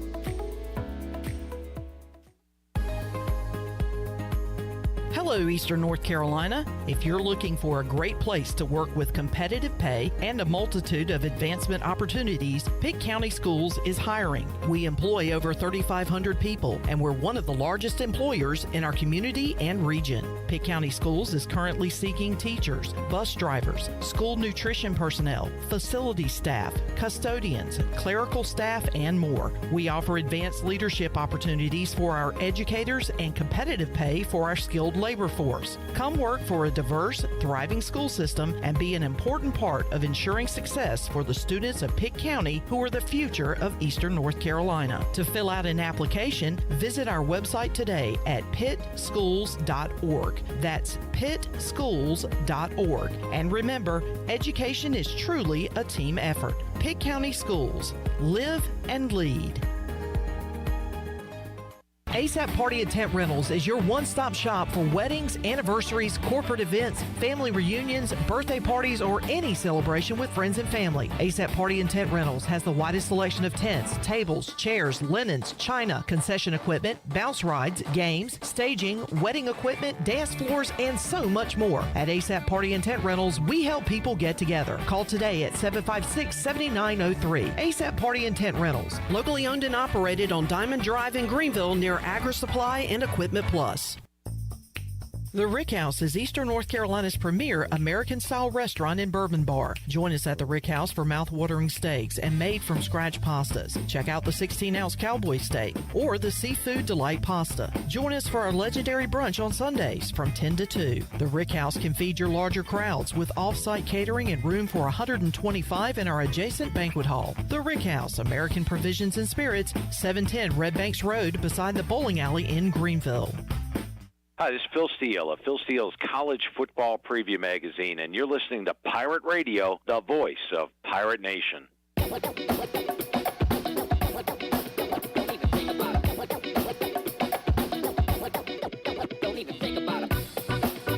You're listening to Hour 2 of Pirate Radio Live. Do you need custom t-shirts, apparel, or promotional items for your business, organization, or event? Keep it local. Print it local with University Sportswear. Contact them today at universitysportswearenc.com. Now, back to the show. Welcome back. Greenville Utilities Neighbor to Neighbor program provides help for those who need temporary assistance with their utility costs, and you can make a difference. Your tax-deductible donation can be added to your GUC bill each month, or you can make a one-time donation, and GUC will match all donations up to $20,000 each year. Consider helping a neighbor with GUC's Neighbor to Neighbor program. Now let's head back into PRL. Here's Clip. Back with you. Pirate Radio Live here on a Monday. Back with you. Delcor Players Lounge Monday. Some of the guys under the weather, busy Troy D, but we got Xavier Smith. Yeah. Hour 1, Miles Berry. Hour 2, Isaiah Winstead coming up. Hour 3, we'll have to ask Isaiah about the 2-point conversion catch that he was bobbling, but could have got a foot down. We don't know because they didn't review it for some odd reason. Well, we reviewed it. What do you think? I would have. I said thought he got a foot down. I said incomplete. Oh, you did? But again, you take a look at it. You review all those close plays. It was certainly worth looking at. Yes. So and ECU. Yeah. Why did I didn't understand why wasn't that reviewable? They lose the game. It was reviewable. Well, why wouldn't they? I mean, that's my point. I don't know. Why have review if you're not going to review something like that? They end up losing the game by 2. Just say it. Yeah. Could have used those 2 points. Yeah, absolutely. So we'll talk to Isaiah about that. Also, a little scary diss track on Isaiah coming up at 5:30. A little scared to play. It's a little scary. Yeah, I mean it cuts hard. Yeah, I mean I'm an Isaiah fan. We love Isaiah. Absolutely, I'm Team Isaiah. And for somebody to say these things, well, I guess they felt dissed by Isaiah last time he was on. Yeah. Well, he was. Isaiah said it was one of the top 5 worst raps he's ever heard in his life. Yeah, said it was horrible. He said songs. Well, I think in any genre of music. Yeah. So Little Scary has responded in only the way Little Scary can, through music. Yeah. And we told Little Scary, we were like Little Scary, you can't say this about our boy Isaiah Winstead. He said you either play it on the radio or I'm going to make one of y'all. And we were like, okay. We were like, all look, right. we're going to play it. We just thought it would, let it go. It's no big deal. Be the bigger person. Not going to happen. That's not the era that Lil Scary grew up in. Right. He grew up in the era of Tupac and Biggie, NWA. Mean streets. Yeah, you shoot, you fire back when somebody goes after you. So, folks, it's coming up around 5:30, and stick around for it. Check it out. All right, Troy, anything on your mind before I move on? No, go ahead. I'll let you drive the bus. I want to talk about the college football playoff scenario. I like to do this every Monday when we get back in here. So, what happened this weekend to affect that? How about TCU outlasting Texas? So now the Horned Frogs stay undefeated. They are 10-0. Isn't Garrett Riley the OC out there? Garrett Riley went with Sonny Dykes. Yes, little brother is the offensive coordinator out there. So he will have a head job pretty soon. I mean, he's once again the Riley brothers making a name for themselves in college football. And I'll get to Lincoln in just a moment because something big happened there too this weekend. So the rest of the way, TCU at Baylor versus Iowa State, Big 12 championship. They win those games. They're undefeated. They're in as an undefeated Big 12 team. Yeah. Lincoln Riley and USC are now 9-1 after their win over Colorado. Oregon lost. Oregon loses at home to Washington. Hideous uniforms last week, by the way. They went super highlighter. They deserve to lose after wearing those. USC, the rest of the way, has at UCLA and Notre Dame. So 2 ranked teams, high profile. Notre Dame almost losing to Navy over the weekend. That's right. But the Irish are ranked, as are UCLA. So if Lincoln Riley can run the table here, they'll have one loss. Will that be enough to get them in a championship game? We'll see. You've got Georgia, who remained undefeated with their win. Ohio State still undefeated. Ohio State and Michigan are on a crash course, Troy, for undefeated versus undefeated. Right. So let's say one of those is in. Georgia's in. The question is, who's the fourth? Does the Ohio State-Michigan loser have a shot? No, because they're always going to put 2 SEC teams in. So I think that's part of the rules. Does Tennessee? Now Tennessee's not going to play in the SEC championship. No, but they may backdoor their way into this thing. Could they be the fourth one? I think so. Would you I think that's what's going to happen if they look good over the rest of the season? One loss USC or one loss Tennessee or one loss Michigan? That's going to be your debate. Yeah. That to me, what do you take in that 4 slot? What if Ohio State... The problem is you could make a case probably for any one of those teams, Cliff. I agree. What if Ohio State and Michigan play an absolute classic that goes down to the wire? Tennessee, Georgia controlled that game, but Tennessee wasn't super embarrassed, or am I wrong? I thought they looked pretty bad. Yeah, I guess so. And then USC, their one loss was to who earlier this year? I will look that up. I got to remember who they lost to, and the answer is at Utah, as their one loss by 1 point. So those are the factors here. I'm interested in it just because it's not Alabama. Like it feels a little different. And you've got these different scenarios playing out. Yeah, who do you think the Group of 5 team? I saw CBS Sports predicting UCF. Good point, because Tulane lost. Yeah. So now it could be a team that this could have been. I mean, it would have been so awesome to be in that discussion right now. And Liberty, did Liberty lose the other day? They were ranked, and I believe Liberty lost to UConn. Did I get that right? By the way, Troy, how about UConn is going to a bowl game? I saw that. UConn beat Liberty. That was their 6th win. And UConn... Well, they hope to go to a bowl game. They're independent right now. I don't think they have any natural bowl tie-in, Clip. They are bowl eligible. There is a concern for the UConn folks that right now there's no path to a bowl for them. Unless... Now, what happens is sometimes not enough teams will qualify, perhaps. And if there's an opening, they could then take UConn. But UConn is kind of last not even on a pecking order right now. Yeah, and you're right. UCF is the highest ranked team right now in the Group of 5 at 8-2, sitting at 17 in the country. A team that East Carolina just manhandled. Yes. Here in Greenville. Problem is the Pirates lost to Tulane and Cincinnati, who are also.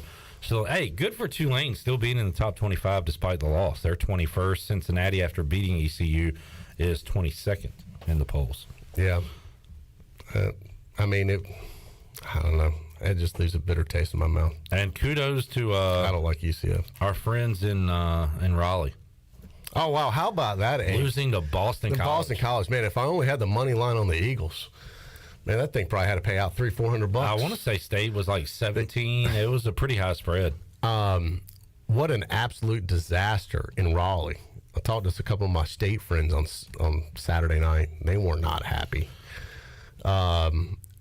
It just completely out of nowhere. Nobody saw that coming. Yeah. I mean, they were one of the biggest favorites of the weekend. Cliff. Yeah, I felt like BC was kind of packing it in. They had only won 2 games before this? Yeah. I mean, it was bad. I don't know what's happened to State, but they've kind of gone off the rails lately. Yeah, I mean, no Devin Leary. Obviously their quarterback is an issue. Yeah, but does that explain the defense? Does not against BC. Coastal, by the way, is in the top 25 as well, as they are 9-1 on the year. And I mentioned UConn being bowl eligible. Duke also bowl eligible. Troy D. They are receiving votes nearing the top 25.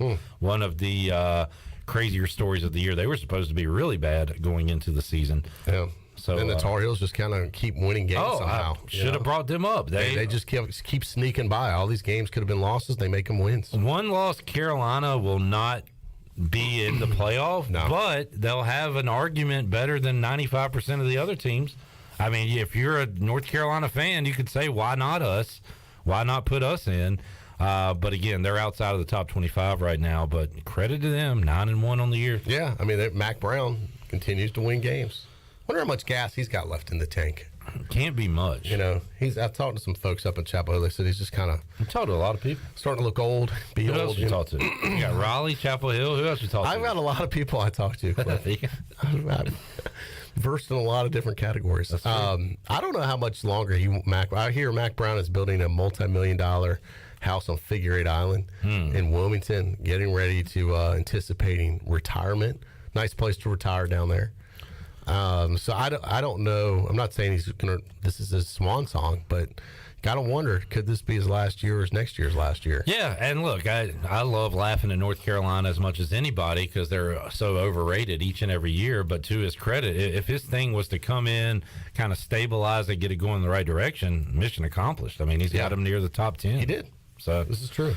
And I wonder how much do you give him any say in who takes over, Troy? Or no, these guys. I don't think the football coach decides anymore. I mean, that's not. It's going to be kind of an old school. Yeah, thing. it's going to be the athletic director. It's their ass on the line, you know, with the hire. And not that they can listen to Coach Brown and give him, sure, hey, thanks, Coach. But the AD's going to hire whoever the AD wants. Speaking of asses on the line, Troy, your good friend Whit Babcock at Virginia Tech. And another ass that's off the line, Virginia. So West Virginia, I think, just let their AD go. Oh, really? Okay. Yeah, I mean, I think that happened while we were this hour. Okay. If you can Google that up and confirm that for me. I thought I saw a headline. Lions out at West Virginia as AD amid struggles. Yeah. I saw AD getting canned. So you think the AD at Virginia Tech could get canned? I do. I do. They are really, really bad. And it is amazing. Well, you can't spell Babcock without bad. I'm glad you went there instead of other places you can go. That is a mature joke and a good one-line. A younger Troy D might have gone the opposite. Let's keep it there. That was good. Actually, it's Bab, isn't it? Yeah. So it doesn't quite work. Oh, man. Why you got to I know. Why you got to throw a wet blanket on the party? I know. I'm sorry I did that. Sorry, I got it confused with the furniture store. And some, fans get tired, and it happens. It's happened here before. Like, is 7 and 8 wins good enough? Like, we should be better than this. And that was kind of what Frank Beamer was towards the end. Mm-hmm. And it was probably time for him to go anyway. Yeah. But, man, you don't realize how good you got it until you get other guys in there. Well, it was a Ruffin McNeil situation. I agree. So where it was kind of getting mediocre, but they should have given, what they should have done was given Ruff another year to sink or swim. They they pulled it too early, and that's where the fan base got divided on that. Speaking of which, now if they gave Ruff another year and he only wins 1 or 2 and they don't go to a bowl again, then maybe there's people are like, we love the guy, but it's time to make a change. The problem is Ruff never nosedived it that bad. I saw us celebrating Scotty Montgomery on Sunday. How about Jeff Saturday? How about Bill Cowher upset that Coach Mo wasn't overlooked as the interim head coach? I'm like, have you lost your... Bill Cowher sounds like a sour old grapes, you didn't do it my way type of guy. I will, but... You know what? Who cares? Let him go a little bit different. I'm down with this hire. I think what they're so scared of is he's going to be successful, and this upsets the apple cart. No, I'm serious. This is a different type of hire, and they obviously love him up there, and the owner loves him. But if he can do this, then more power to him. Who cares that he wasn't an assistant in the league for 15 years? I mean, I hear you. I think it's a paying your dues thing, and that Bill Cowher and these people don't like it. In fact, Shirley, I'm going to DM you that video right now. You sliding into Shirley's DMs? I do that quite often during the show. I sent you a video. Could you play that when you receive that, please, ma'am? This is a Cowher on the... Bill Cowher just torching the, Jim Irsay and what the Colts did. But when he said Scotty Montgomery's name, I did chuckle. I was like, wow, I didn't know Bill Cowher knew Scotty Montgomery. Yeah. Bypassing coaches that were already on the Colts staff to just bring in Jeff Saturday. That's weird for the locker room, too, though. You're bringing in a guy that you don't even know coach the team. How did he do in his first outing? They beat the Raiders. He did fine. But 1-0 as head coach. Yeah. Well, what if they would have lost? So would you have said something completely different? It would have been a disaster. Right. I mean, you're being reactionary. So obviously it worked. Jeez Louise. All right. No, I'm saying he won his first game. Maybe they needed some shake up in the front and coaching deal there. Let's hear Bill Cowher yesterday. You know, guys, I played in the National Football League for 5 years. I went on to become an assistant coach, right from playing to coach, and I was assistant coach for 7 years. Blessed to be able to go to Pittsburgh and be a head coach at the age of 34 for 15 years. I'm speaking on behalf of the coaching profession. I know for a fact that Jeff Saturday was offered an opportunity to become an assistant coach with the Indianapolis Colts multiple times in the last 4 years. He declined, citing that he had a TV job and wanted to spend more time with his family. I get it. That's fair. I get it. Coaching is about commitment and it's about sacrifice. It's not just a job, it's a lifestyle. That being said, Jeff Saturday has taken a position this year as a consultant for the Indianapolis Colts. And he's talked to them weekly from his home in Atlanta. Wow. Now to find out on Monday, in that short period of time, he's now the head coach of the new Indianapolis Colts, overseeing a staff that he chose not to choose. Not to join. Because of a lifestyle. Jeff Saturday talked about in his first press conference the fact that he's going to use his second half as an opportunity to build his resume, to see whether or not he can coach in the future. I say to that, what about the assistants on the staff right now? The guys that were there in training camp, the guys that were there early in the morning and late at night, the guys that have gone through the first 6 weeks in that building, guys like Gus Bradley, Scotty Montgomery, John Fox. Don't they deserve the opportunity for an owner to hire a coach who's never been an assistant at the college level or the pro level and overseeing a lot of candidates that are qualified for that job, as we see in Steve Wilkes, an opportunity to build a resume? It's a disgrace to the coaching profession. And regardless how this thing plays out, what happened in Indianapolis is a travesty. You know, well said. You know what I'd say to this clip? How much experience did Bill Cowher have in TV before he became a talking head on television? What about the guys that were already there, that were paying their dues, that were doing TV long before Bill Cowher ever even thought about doing TV? You know, I think it's a disgrace they hired Bill Cowher as a TV guy, jumping the line clip in front of all the other TV guys that are paying their dues. And I think I speak for the TV profession to say this is disgusting. First of all, I like that. That's a good retort. I think it's unrelatable and apples to oranges, but I do like it. I like it. But no, I hear what he's saying. He went a little over the top, travesty, in using those words, but he is pissed off because he thinks there's a way it should be done, and it was not done here. So or he doesn't like Jeff Saturday. He's got some beef with him. If he doesn't, he does now. Look, these coaches have egos, man. I'm telling you, there's a beef between him and Saturday. Well, he can't take it out on Saturday.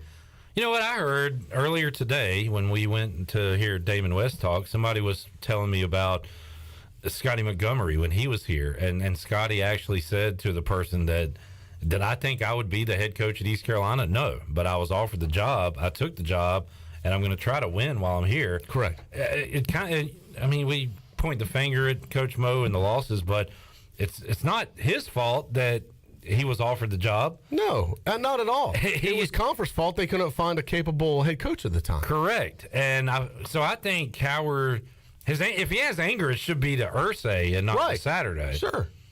I mean, do you feel like his words were more towards Saturday? Or I don't know. I felt they were more towards Saturday. Yeah. It seemed like it was a little more personal. Could be. To me. But, once again, was it non-traditional? Yeah. But so what? You know, I guess that's that guy's choice. You know, there's been dumber decisions made in the league. Definitely. Go look at who the Chicago Bears have hired. You know, that time they brought in the guy from the CFL. You want to talk about Mark Trestman? Oh, you want to talk about his dues. A disaster? He paid his dues. I would have taken a guy like Saturday 1,000 times before Trestman. Yeah. Well, like you said, 1-0. Another thing they did, by the way, is start Matt Ryan at quarterback instead of Sam Ehlinger. I mean, it didn't take a football player to go in there and see that Matt Ryan has a better chance to win than Sam Ehlinger. So, all right, there's one thing he did correctly. Yeah. That the old coach. I want to hear what the whole story with this. Frank Reich, was that his decision to sit Matt Ryan down, or did it come from the top? And is that why he lost his job? Because now all of a sudden Matt Ryan can play again? I don't know. It's a weird deal there in Indianapolis. Well, if you're bringing popular players, I mean, you got to wonder if he talked to Peyton Manning. You know, but the problem is it's a lot of work. I think Peyton's loving what he's doing. He's not having to kill himself. You know, he's way too good on Monday nights. It's very easy to be able to just sit in your house and just commentate, you know. Yeah. Although, as a commentator, Troy, I think Peyton Manning really skipped the line on that. Well, he got on the fast track. He did. Yeah. What about the guys like you, Clip? That's right. Paid your dues. That's right. Started at the bottom, and now we here. And where am I? Here. Yeah. Started here, finished here. God bless you. It is. It's not a line. It's just a. No, you started at the bottom here, though. That is true. Yeah. I've climbed the You are ladder. solidly middle I got to management now. rise. Chandler, give me some Mike Houston. I got to rise to it. You got to rise to it. Hey, by the way, I just saw this. Happy birthday, Coach Houston. Today's his birthday. Is it? What are you doing tonight? Well, I'm gonna be working my freaking tail off, getting ready for a really good Houston team, a really good quarterback in Clayton Tune. It's Clayton Tune week, Troy. Clayton Tune. We got to get in tune for Tune. Are they a good bunch? How about those friggin' Pirates? A really good bunch. Really good bunch, but that's exactly what we got. And we're working our freaking tails off. We're having a freaking game. We got to rise to it. We have a very hard-nosed bunch. I love saying hard-nosed. Hard-nosed. All right. Very hard-nosed. Let's take a break. Coming up on Tuesday's show. Cy Seymour will join us. Look and listen. Look, Clip. Listen. We're going to look. We're going to listen. He does drop a lot of look and listen. I tell you what, buddy. Cy always. I want to play Cy Bingo tomorrow. All right. Look, listen. Tell you what. Good kids. Good kids. Tough league. They're playing hard. They are playing hard. That's like the free space. No, we'll do a free space. But yeah. And just tough. I mean, yeah. Well, we talked. Tough is so easy. Maybe like tough times 3. Like the third time he says tough, you can put one. No, I think we do tough multiple places on the board. So each time he says it, you get a spot. Yep. Will we be talking to radio color analyst Michael Perry? Because we got a text from somebody. You did. I think it was your dad. And I heard him say, "Calm down, Luigi. Calm down." You know what? Let me see if Coach Perry. And was I right? Last week I predicted Michael Perry would give you no information. Pretty much. Yeah. You're right. He said a lot of words. But he didn't come out and say, "I don't know." No, he gave me like a whole paragraph, but didn't say anything. Correct. Yeah. So, he gave you the runaround. Is what he gave you. He did. Yeah. Let me see if Coach Perry can come on Wednesday.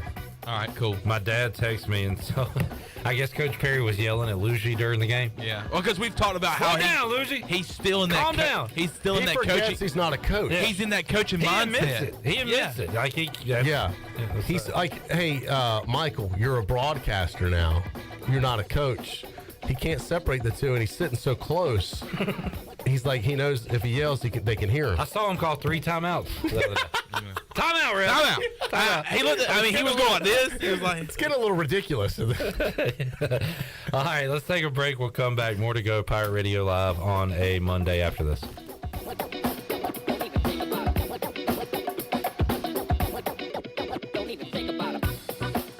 Jeff Stein, our special guest from Brown & Wood. Hey, Jeff, electric cars are coming. What's that mean for Brown & Wood customers? For the customers, like it or not, EV is coming. We've installed 5 electric vehicle chargers here at the dealership. We have the all-new Cadillac Lyriq coming at 1st of 2024, and we've just seen the first reservation for the new Sierra EV. People are interested in electric vehicles. How can they get up with you? They can visit us at brownandwood.net or 329 Southwest Greenville Boulevard. Brown & Wood, 4 brands, 3 generations, 2 rooftops, and 1 goal: to make sure you leave a happy customer. The Buccaneer Music Hall is your beacon of music in the land of pirates. The doors open at noon, 7 days a week. And the Buck has live music every night, along with football. Monday is open mic night, the first Monday of each month. Tuesday, it's karaoke with DJ Captain Morgan. Wednesday, it's acoustic night. Thursday, it's the dance party with DJ Kid Scene and live music every Friday and Saturday night with the best bands on the East Coast. Follow the Buck on Instagram for information and schedule of events. This season, party like a pirate at the Buck.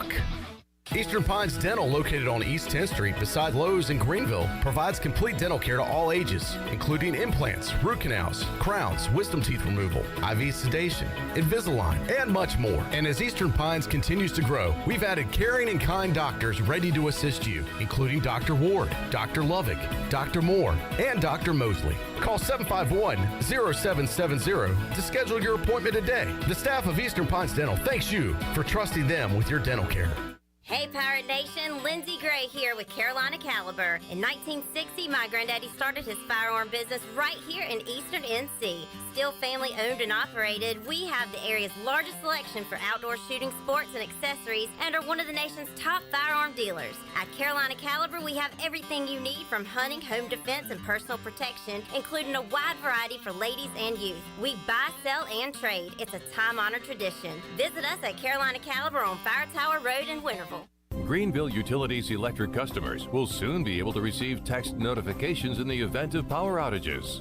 Enrollment is automatic, so make sure GUC has your cell phone number by signing into your account at GUC.com, then update the information in your user profile. Want to talk with someone instead? Call 252-752-7166 during business hours. 252-752-7166. Update us so we can update you. Visit GUC.com for more information. Be sure to check out David Price Construction for all of your commercial or custom residential renovation and building needs. Run by ECU alumni, David Price Construction specializes in commercial projects, maintenance on facilities, and large-scale residential renovations and additions. Proud to be voted the Remodeler of the Year by the Home Builders Association of Raleigh-Wake County in 2018 and Best Business Commercial Remodel Project winner for 2020. David Price Construction, the proud ECU Home Services partner. Hey Pirate Nation, this is Amanda Houston, and when it came time to make the game-winning play for relaxation at our house, I made the right call to Jamie Lang and Carolina Hardscapes. Jamie and his team built the backyard oasis of our dreams with a beautiful custom paver patio, outdoor lighting, and fireplace. Make your backyard incredible and call Carolina Hardscapes today at 364-1201 or visit their showroom on Fire Tower Road across from Bostic Suck. Go Pirates! Revive Health and Wellness of Greenville is here to enhance your health, assist you with weight loss goals, improve your overall feeling of well-being, elevate your natural beauty, and to give you the confidence that you need and deserve. Locally owned and operated by Samantha Casper, Revive Health and Wellness has a new location and is ready to serve you. Visit them at 2459 Emerald Place in Greenville. Call today to set up an appointment at 350-1805 or go online at revivehealthwellness.org. This is Carson Wistenhunt, and you're listening to Pirate Radio, the voice of the Pirate Nation.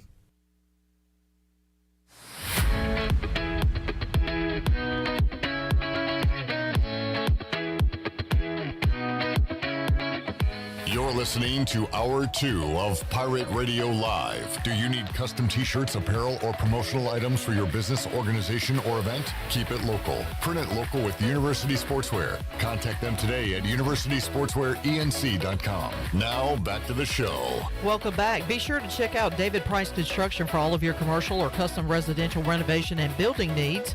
Run by ECU alumni, David Price Construction specializes in commercial projects, maintenance on facilities, and large-scale residential renovations and additions.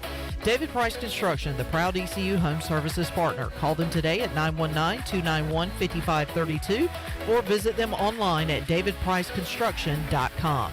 Now let's head back in to PRL. Here's Clip.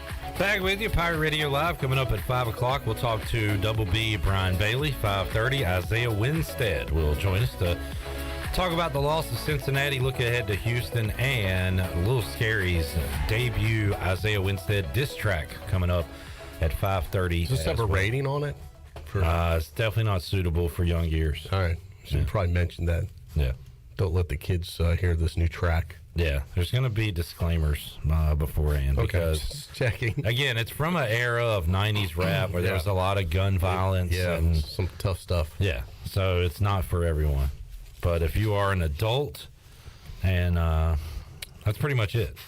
It's okay for your ears. We probably don't have a ton of rap fans tuned in, but You'd be surprised. Just tune in to see Isaiah Winstead's reaction to it. That's what I can't wait for. It could be really funny. It could be bad. He might This could be the last time we talk to Isaiah Winstead. We've had a great run. Troy, are you, as somebody who kind of spearheads the Players Lounge, if Isaiah walks out, like, I know you don't want that to happen, right? But are you okay with playing the diss track for him?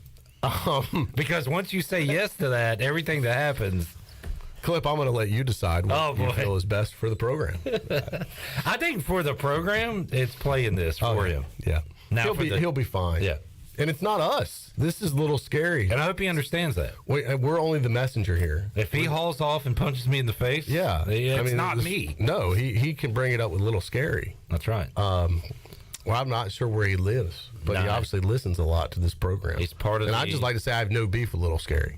So yeah, me I'm neither. cool. Yeah. We're good. And I kind of like his music. Although, Chandler, could you imagine a Troy D diss track by Little Scary? You better stay on his good side, Troy, is all I'm saying. Yeah, I think he's great. You don't want to get caught in that crossfire. No. I have more of a beef with Isaiah Winstead.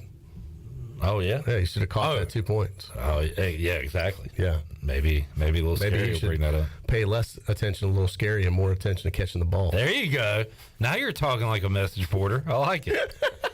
These guys would focus. You know what? If they didn't go on Pirate Radio every damn week, they'd practice more. Probably so. And if I go to ask hard questions, we'd be undefeated right now. Oh, man. How about can we talk about that? Yeah. I mean, I saw Igo today. I almost didn't even want him in the event because I started thinking about that. Yeah. Like, this guy's soft questions just all season, year in and year out.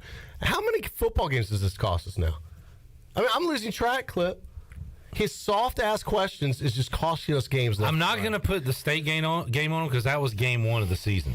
But since then, I'm going to put the other 3 losses on him. He's had chances to ask questions. Well, these guys are right. Yeah. This is all on Igo. Stephen Igloo. Do you have that call? Can we play that call? It is Shirley. Want me to DM you? Sliding in just Shirley's DMs again? I'm going to. It's becoming a habit. I'll find it. Yeah, I'd like to play that one. He's not the only one that slides into my DMs, Well, let's name names. Well, do tell. No, I'm just saying you act like he's the only person that ever slides into my DMs. No, I'm just saying he's the latest. Jeez. And some say the sexiest. Let's see. That's the NC State guy. That guy was a moron, too. There's another video I'm looking for. A couple morons calling. Hey, but look, that's what makes it fun. Yeah. Well, y'all be Wolfpack Radio. Watch y'all be Eagle Radio over there. Like, Boston College Eagles. I guess he was trying to be funny, and it didn't work. Yeah. And it just fell. I mean, that's the reason State lost. You're right. On Saturday. He came on our show running our mouth as a State guy. Terrible And look call. what happens. Terrible call. There you go. You just got B-slapped by the Eagles. E-slapped. Shirley, you should have that DM now. It is. I do. I sent a picture with it. Please don't let the camera show that. I sent you a picture of. Well, and in all seriousness, I think this guy was being serious, don't you think? You sent me a picture? I'm kidding. Oh. Being serious about what? Okay. His call. I don't think it was like, sometimes calls try to be funny. Like, I think he was being serious. I don't know. All right, well, let's listen and judge. Wait, Igo guy. yes. Oh. I was still on the State guy. I'm moving on to Igo guy, I think, is being serious. I'm with you. I think the State guy was trying to be funny. He's not funny. Yeah. He thinks he's Kevin Hart and he's Kevin Dummy. I'm with you. All right, let's hear it. So on Tuesdays, when we go in here to talk about everything, you talk about Igo and everything. Igo is not asking the hard questions out here. Seriously. He's not going up on, Donnie, why'd you call this? Why'd you call that? We're not getting the hard questions out of the OC, and I think that's part of the program. All right. What's your controversial part?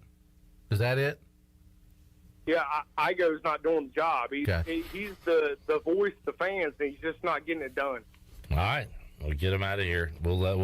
I'll certainly pass that along. I love talking crap to Igo, so I'll let you know, Eli. Because he's not doing it. All right. He's not doing his job. All right. Thank you. So on Tuesday. All right, Eli. By the way, full disclosure, Tuesday we only talked to Coach Houston. Wednesday, talk to the coordinator. Yeah, he needs to do it on another day. It's not going to happen. Get your Tuesday. facts right, Eli from Whispering Rock. He's not going to be able to talk to the coordinators on Tuesday. Is it Whispering Rock? Whispering Woods? What's it called? Whispering Pines. Whispering Pines. He's not asking the hard questions. He's not doing his job. He's not getting it done. according to, what was the dude's name? Eli. Eli calling it like it is. The Book of Eli. Freaking Igo holding us back. That's what's holding this whole program back, honestly. Yeah. And I'm not talking about this radio program. I'm talking about the ECU program, football program. Igo is holding us back. Eli has hit the nail on the head, is 100% accurate. And that's the type of guy we need analyzing this stuff. Yeah. Because he is right. Igo, the game's passed him on. Stephen Igloo should probably retire. And I wish he was asking hard questions like an igloo is built in hard conditions. But no, Stephen Igo is soft, and he asks soft questions like melting ice cream. Is this your Igo diss track? A little scary would approve. Just saying, this guy, look, obviously people have recognized this, and maybe we should. Should we still have him on this show? Oh, absolutely. Yeah. All right. He asks good questions here, or has good commentary. It's the problem with the coaches. Just not for ECU football. Yeah, right. Yeah. All right. Well, we will talk to Igloo on Wednesday. Yeah, I mean, you do realize it's cost us games, right? According to Eli. At least 3. Yeah. Should we ask him the tough question of why he's not asking the tough questions? Yeah. In fact, we will. I think that ought to be the first question. I got a tough question for Chandler. Josh Thomas on Facebook says, tomorrow is Coach Houston's birthday. Oh, way to screw it up. Who said it was today? ECU Pirate Club on Instagram. And then who reported it on the show? Me. Did you check? Did you trust yet verify, as we like to do in the media business, and not just take some random Twitter source that is obviously wrong? Another life lesson You're for wrong. you, Chandler? You're wrong. It was Instagram, not Twitter. So you're wrong. And I would think that ECU How many Pirate times Club you would gonna know put when our wrong head coach's information out birthday there? was. How many times are you going to put wrong information out? This has happened multiple times with you. Name an example. You get caught on Name an wrong example. messages Name an all example. the damn time. Name an example. Man, Name an example. You get catfished. Name all an the example. time. Name an example. Name an example. Exhibit A. Which one? So many. I've lost track. So, Pirate Club jumped the gun there? Yeah, I guess. All right. I didn't mean to throw him under the bus, but No, I would have. If you're going down, you got to take others down with you. Yeah. Rat them out. Way to He's go, not Pirate throwing him a Club. lifeline. He's Wait throwing a him minute. an anchor to Wait pull a him minute. down. Are we just going to take Josh Thomas's word for this? Good point. Yeah, I mean, Yeah, that's another good point. I'm going to say his birthday was yesterday. there you go. All right. How about that? It's next week. Yeah. We can't verify anything at this point. Yeah. And you know who else can't? Stephen Igo. Exactly, because he's even afraid to ask Coach Houston what his birthday is. I bet he won't even ask him tomorrow. Nope. He won't even ask. And him. evidently, it's not even Coach Houston. It's he doesn't ask the OC the hard questions. Right. Donnie. Specifically. Yeah. Yeah. I think I wish you would have asked Eli what questions do you want to ask. What are the hard questions? He said them. He said, "Why'd you run this? Why you run?" He wants to go play by play and ask him why he chose to do that. Yeah. Well, I think what Eli should probably do is go ahead and do a competition to hoist the colors, start his own site, and then he could then come in and ask those tough questions, and maybe he starts hoist the flag. Joe says, "Hey, Clip, Whispering Pines is in Moore County near Pinehurst. Guy thinks he's entitled, probably. So he's one of those." He's one of those guys. Papa B says, "I have a tough question." Well, hurry up and say it. We got to take a break. Why set it up on YouTube like that? Like he's like Troy Dean on YouTube. I got a tough question. He's giving us a tease. I'll be back in a moment. After this. Yeah, that's my job. We roll on. buddy. I have to run out to the store, but I'll be back on YouTube after this. Right. Coming up next. What's your My tough hard question? Put it out there, man. Say it. It ain't no hard question if you can't even type it. We got to take a break. When we return, here we go. That is a tough question that I would not know where to begin to have the answer to. Do you know if what happened to the Virginia football players is a result of Bronco Mendenhall's recruits? I mean, dude. Yeah, I don't know. Wow. That's just a tough question to ask me here in Greenville, North Carolina, that doesn't even know the story. Yeah. I have no idea, dude. Can't help you there. What a weird question to ask, as well as tough. All right, well, you delivered. That was a tough question. I will tell you. All right, let's take a break. Brian Bailey joins us on the other side. Isaiah Winstead coming up hour 3 as well. Clip, good seeing you. See you Back, Thursday. Thursday. Look forward to it. Talk to you then. We'll be back after these words.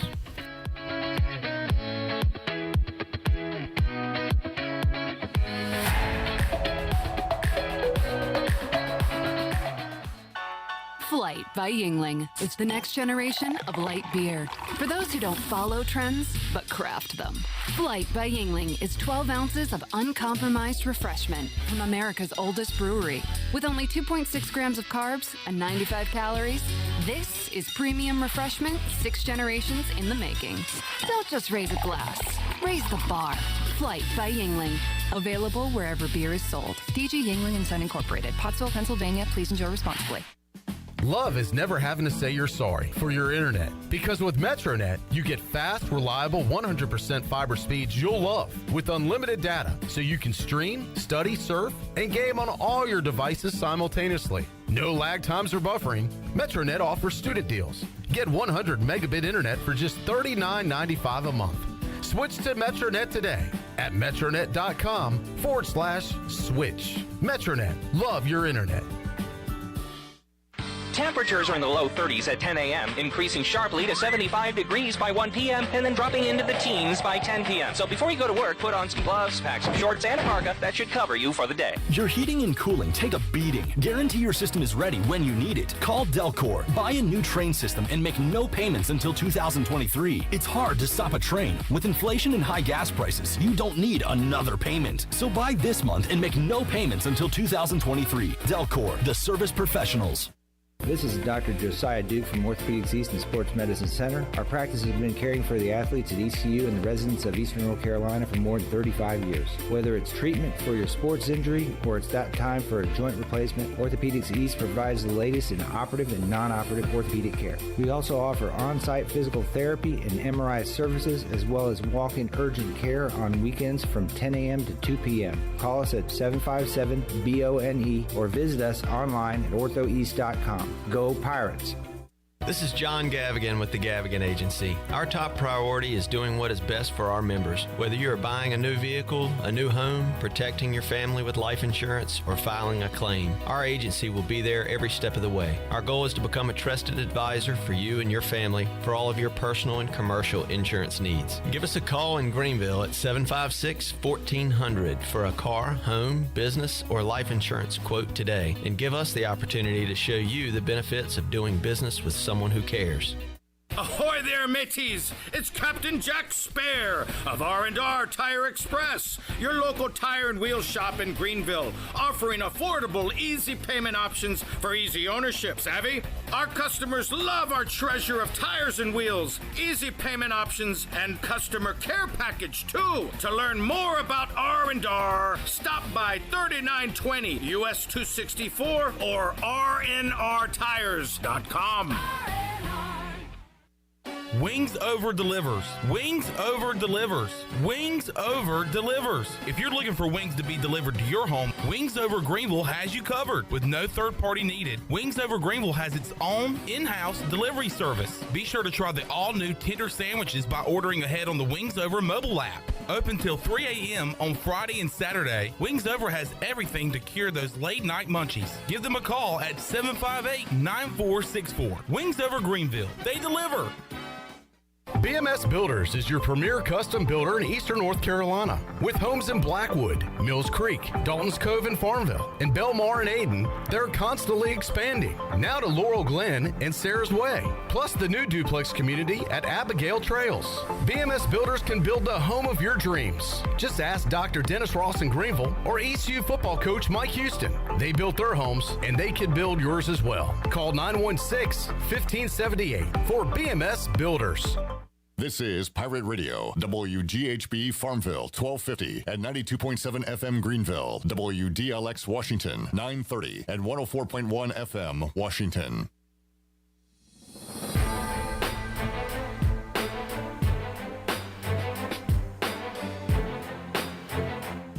You're listening to Hour 3 of Pirate Radio Live. This hour of PRL is brought to you by Bud Light, reminding Pirate fans to stay in the game and drink responsibly. Bud Light, the official beer of the ECU Pirates, and proudly distributed by Carolina Eagle Distributing since 1989. Now, back to the show. Welcome back. Orthopedics East and Sports Medicine has been caring for Pirate Nation and the student athletes at East Carolina University for more than 35 years and are the official team physicians for ECU. Orthopedics East provides a variety of general and specialized operative and non-operative orthopedic services to meet the needs of the patients in Eastern North Carolina. For more information, call 757-2663 or visit orthoeast.com. Now let's head back into PRL. Here's Cliff. All right, I saw this. Now I can't find it. But I'll see if y'all remember the name. I saw an On This Day, Ronda Rousey lost her first fight when she was knocked out by this person. Yeah, November 14th, 2015. Rousey lost her first fight to who? Do y'all remember the name? I don't watch. If you say the name, I'll probably remember. I'm thinking the Lioness, but if I say her first name is Holly. Holly Berry. Holly Jolly Christmas. Holly Holm. Yeah, I would have never. No guessed bells being rung over there. Sorry. In Studio B. That's all right. All right, Isaiah Winstead joining us at 5:30. We are going to play the Little Scary diss track for him and probably talk football, but I am most excited to see his response to the Little Scary diss track. But right now, we will head out to the Pitt Electric Live line and talk to Double B Brian Bailey, who joins us on the show today. BB, how you doing? Not too bad. How are you? Doing all right.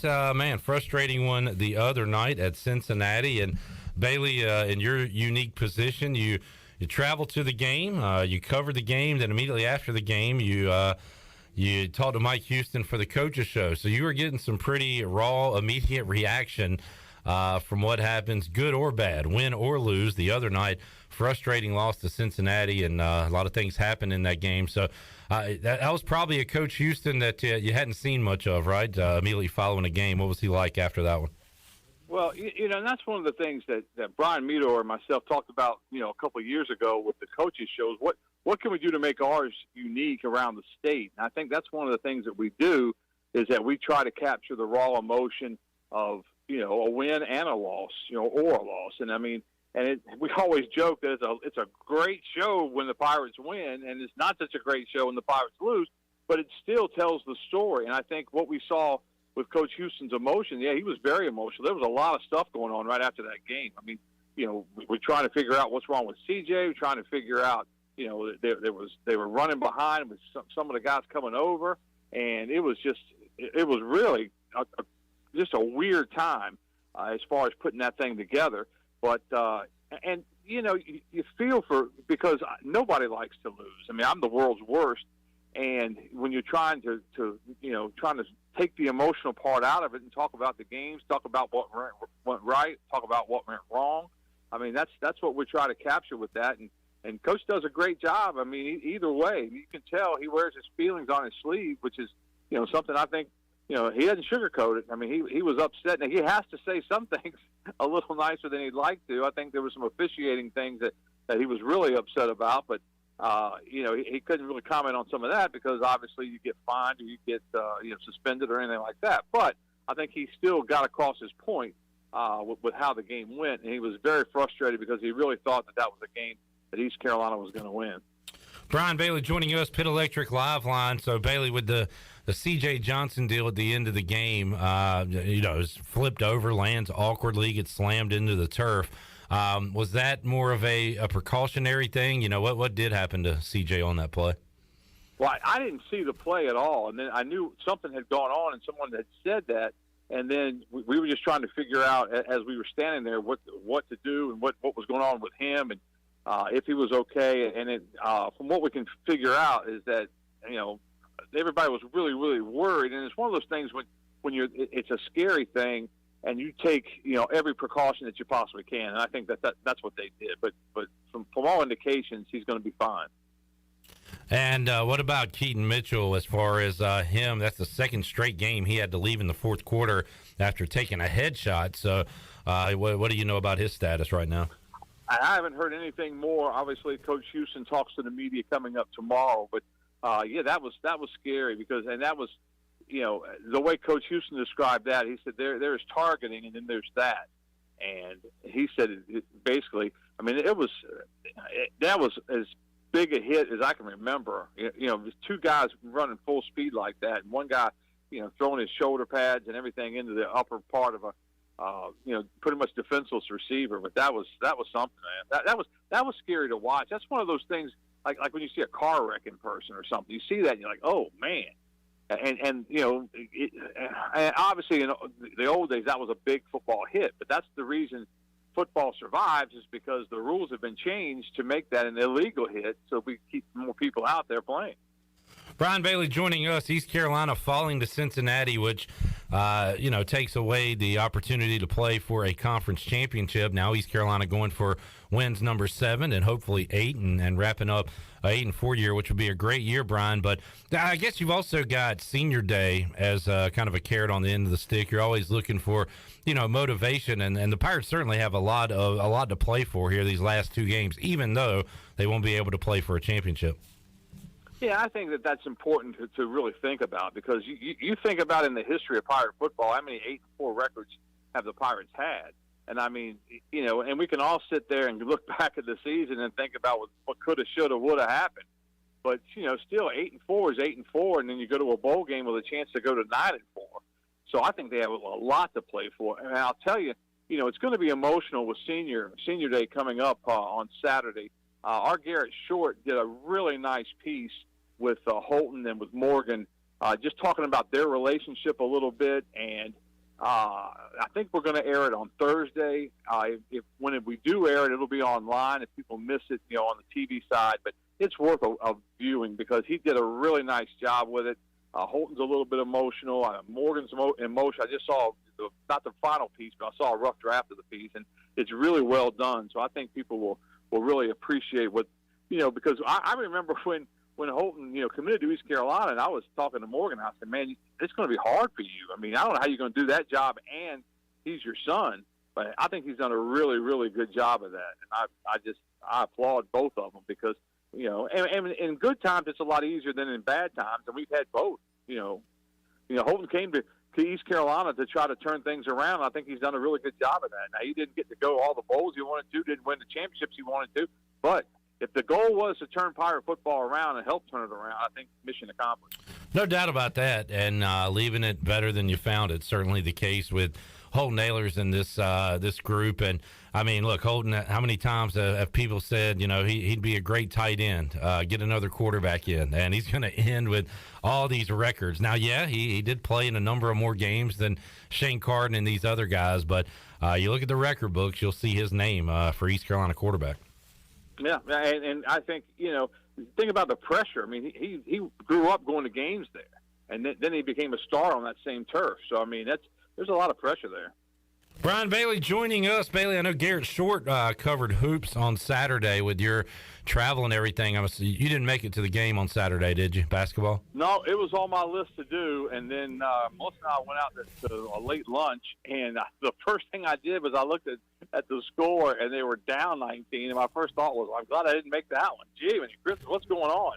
And then the Pirates came back and won by 20, I guess. So that's a big turnaround. I don't know if I've seen a 40-point turnaround, whatever it was, 39 in Minges Coliseum before, and I have seen East Carolina get off to slow, awful starts before, no matter if it's Joe Dooley, Jeff Lebo, Mac McCarthy, whoever's coaching the team, traditional, historically slow starts in Minges. That was about as bad as it gets. But, man, the team rallied, never wavered. Give credit to Caleb LeCount. He kept the team in the game in the first half and kind of waited around for some other guys to show up and help out. And, boy, R.J. Felton got cooking in the second half, and it was a lot of fun. Another great student crowd, Bailey. So that place got loud several times on Saturday, and it was really fun to be there. Yeah, I joked with Coach Schwartz at lunch today that we checked out the Wednesday game and they were already down 12. And he chuckled. I don't think he thought it was that funny.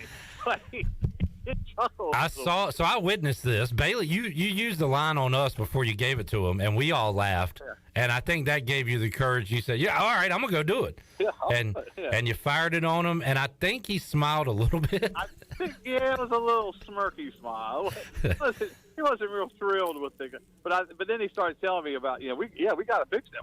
We got to get off to better starts because we're going to play teams that you can't come back from 19 down on.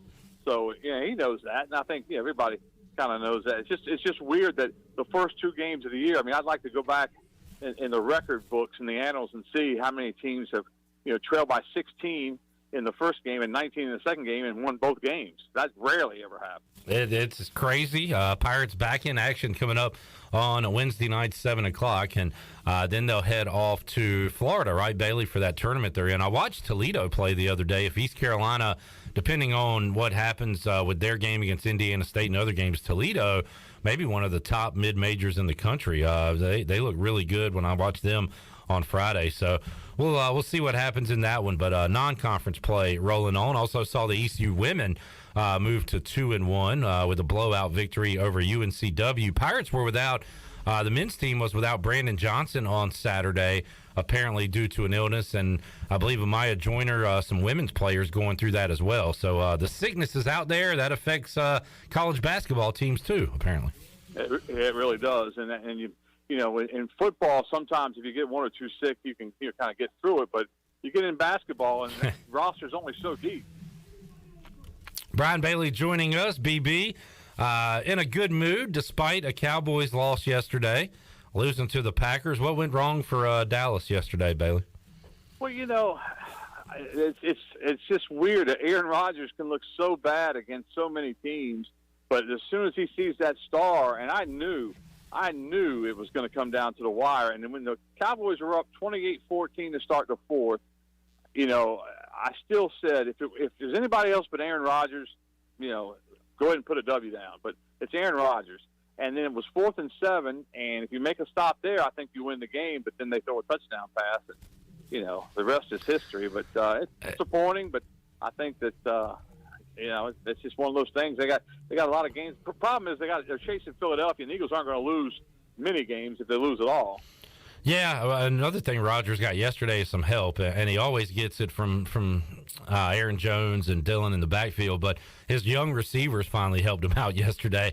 I know you hated to see it, Bailey, because they kept showing a montage of all of Watson's drops this year, and then against Dallas, he's catching everything for bombs. So that's right. That's the Aaron Rodgers against the Cowboys deal. I mean, yeah. He owns them. He's 8-2, I think, all time against them, and he's made some miraculous plays against them through the years, and so it's just one of those things. Cowboys have the Vikings this week, and the Vikings only have one. That Viking game was bizarre. That was crazy.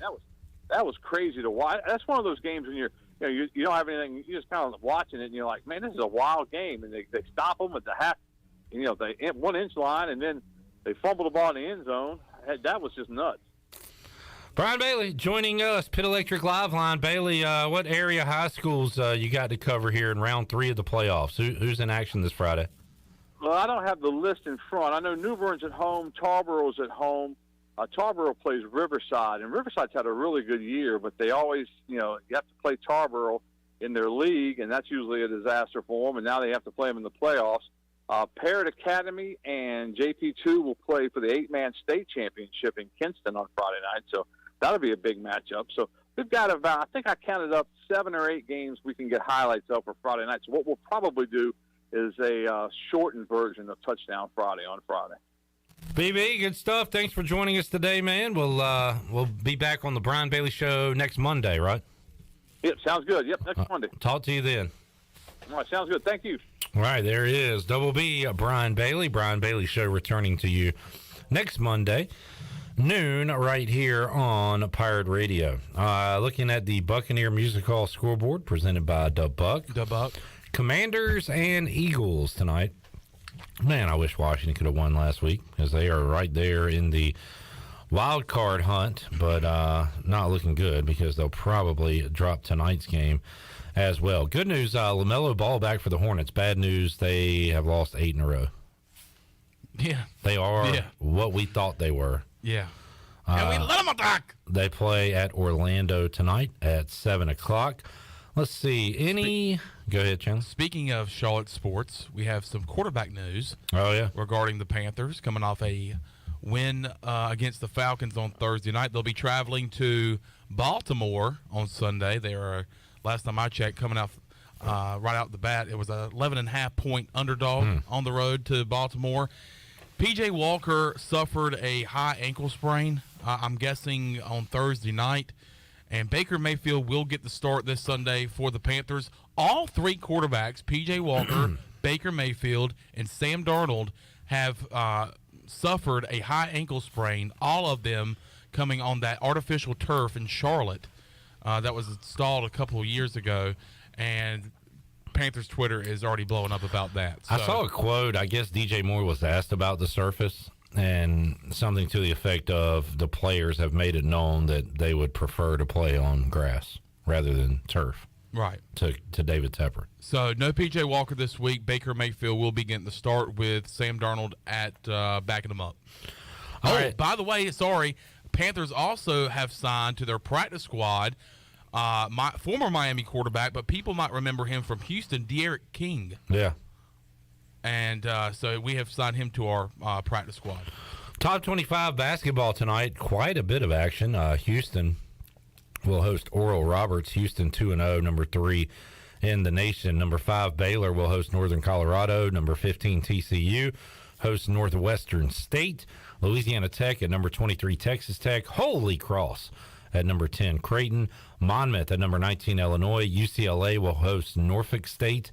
And that is it for top 25 basketball action tonight. East Carolina will hit the hardwood on Wednesday night against Hampton.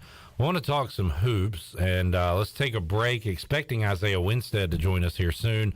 But at some point before we wrap up, I want to give some final thoughts on what we saw Saturday in Minges and our thoughts on these first 2 games for Mike Schwartz and the basketball Pirates. A lot more to go on Pirate Radio Live. We also got to make you a winner. You want to do that right now, Shirley? Let's do it right now. Crank it up. Crank up the Bubba Sparks. Booty, booty, booty, booty, booty everywhere. Booty, booty, booty, booty, booty everywhere. All right. It is Monday. It's chilly outside. People need their spirits lifted, and we will do that in the form of giving. What are we giving away? I don't know. Oh, there it is. I don't know. I have a sheet with all my prizes on it, and I couldn't find it. Why don't we do a $15 gift card to Wings over Greenville? They deliver.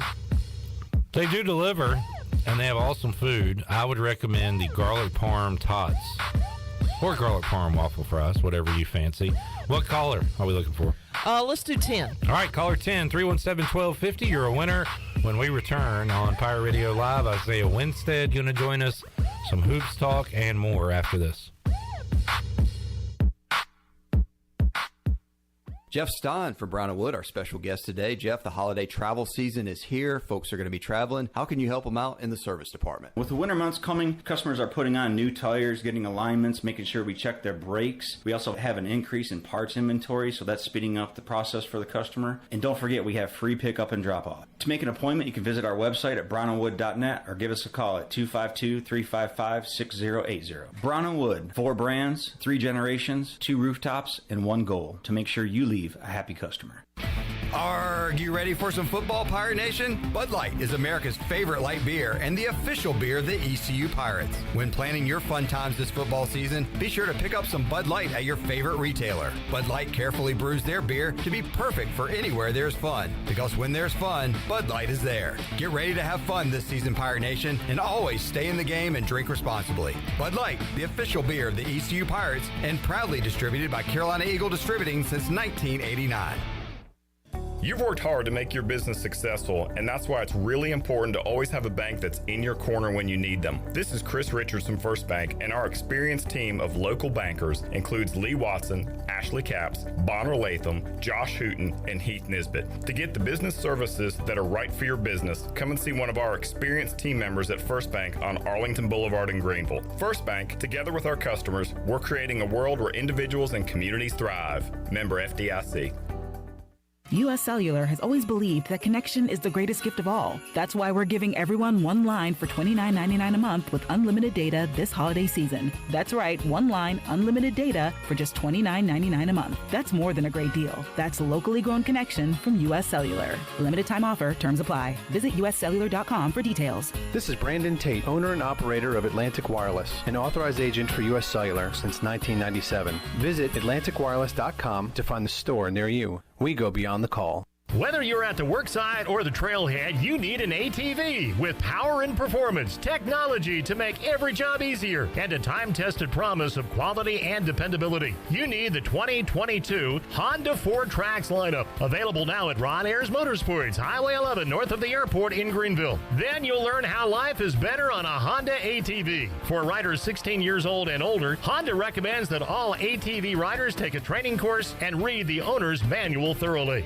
Take a hit from a 300-pound linebacker, and you better be wearing pads. Take a hit on the road, and you better have good auto coverage. When you've got North Carolina Farm Bureau Auto Insurance, you've got the best local agents ready to help you bounce back. If you don't, well, you'll probably play football without a helmet, too. In Pitt County, call Carlton Venters or C.J. Messerly at 252-756-3007. North Carolina Farm Bureau Mutual Insurance Company. Farm Bureau Insurance of North Carolina Incorporated. Southern Farm Bureau Life Insurance Company, Jackson, Mississippi. An independent licensee of the Blue Cross and Blue Shield Association.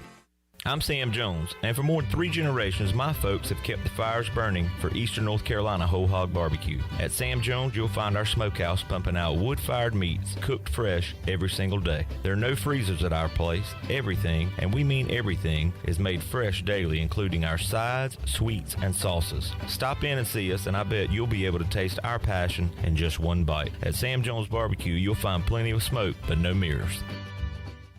Are you looking for a home loan? Look no further than Amy Goss at Guild Mortgage. Since 1960, Guild Mortgage has partnered with industry professionals to close loans on time and help millions of Americans realize their dreams. Call Amy Goss at Guild Mortgage in Jacksonville, 910-389-4602. Amy Goss is licensed in Florida, Georgia, Maine, North Carolina, South Carolina, and Virginia. Guild Mortgage Company, Equal Housing Opportunity, NMLS 3274. NMLSconsumeraccess.org/. For licensing information, please visit guildmortgage.com/licensing. Guild Mortgage is not affiliated with Pirate Radio. This is Keaton Mitchell, and you're listening to Pirate Radio, the voice of the Pirate Nation.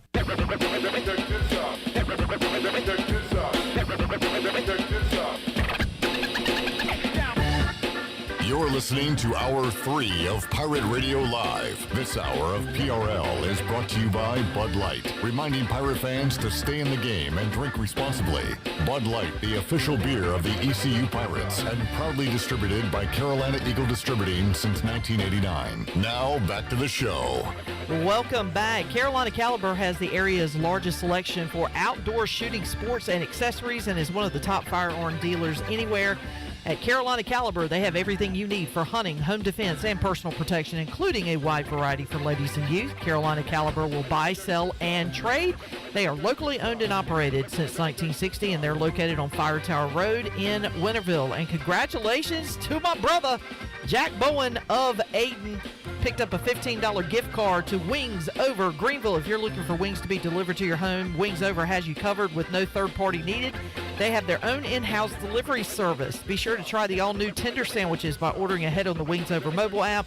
They're open from 3 a.m. or open till 3 a.m. on Friday and Saturdays. So they have everything to cure those late-night munchies on the weekends. You can give them a call at 758-9464. Wings Over Greenville. They deliver. Now let's head back into PRL. Here is Clip Brock. All right, back with you, Pirate Radio Live. I'm just looking out the window, just hoping to see the arrival of Isaiah Winstead. And he knows what's coming because he responded to your tweet. That little scary had laid down the diss track and it was ready for public consumption. Now, let's say you knew an esteemed rapper was coming for your head and produced a diss track on you. Would you show up? I mean, I might be too nervous to show up. I might say, you know what, I couldn't be there. I would make up a reason. I would show up. You would take the heat. Yeah, you know why? Why? Because if you took the time to and the energy to put together a diss track, that means you're living I'm living rent free in your head. Mm-hmm. Oh, I see what you're saying. You know what I'm show saying? up to take the power back. No, I show up because you never took the power in the first place. Now, if he doesn't show up, Baller. who has the power? A little scary.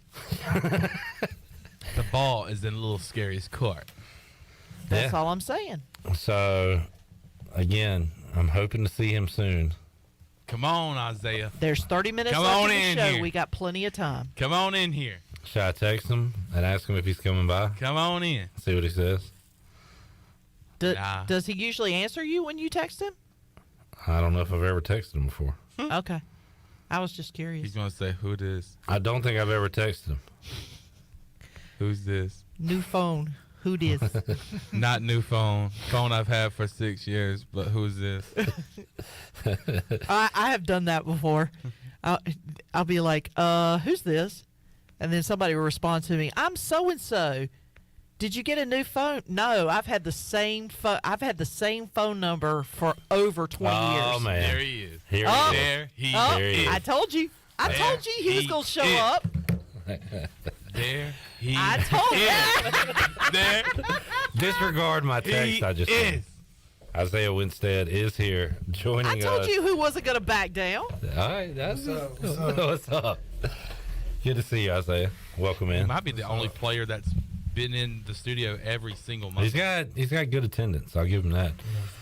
Isaiah, we'll talk a little football before we get to what we got to get to, man. And I hate to do it because I'm a big fan of yours, but I've heard this diss track, and first of all, I don't agree with it.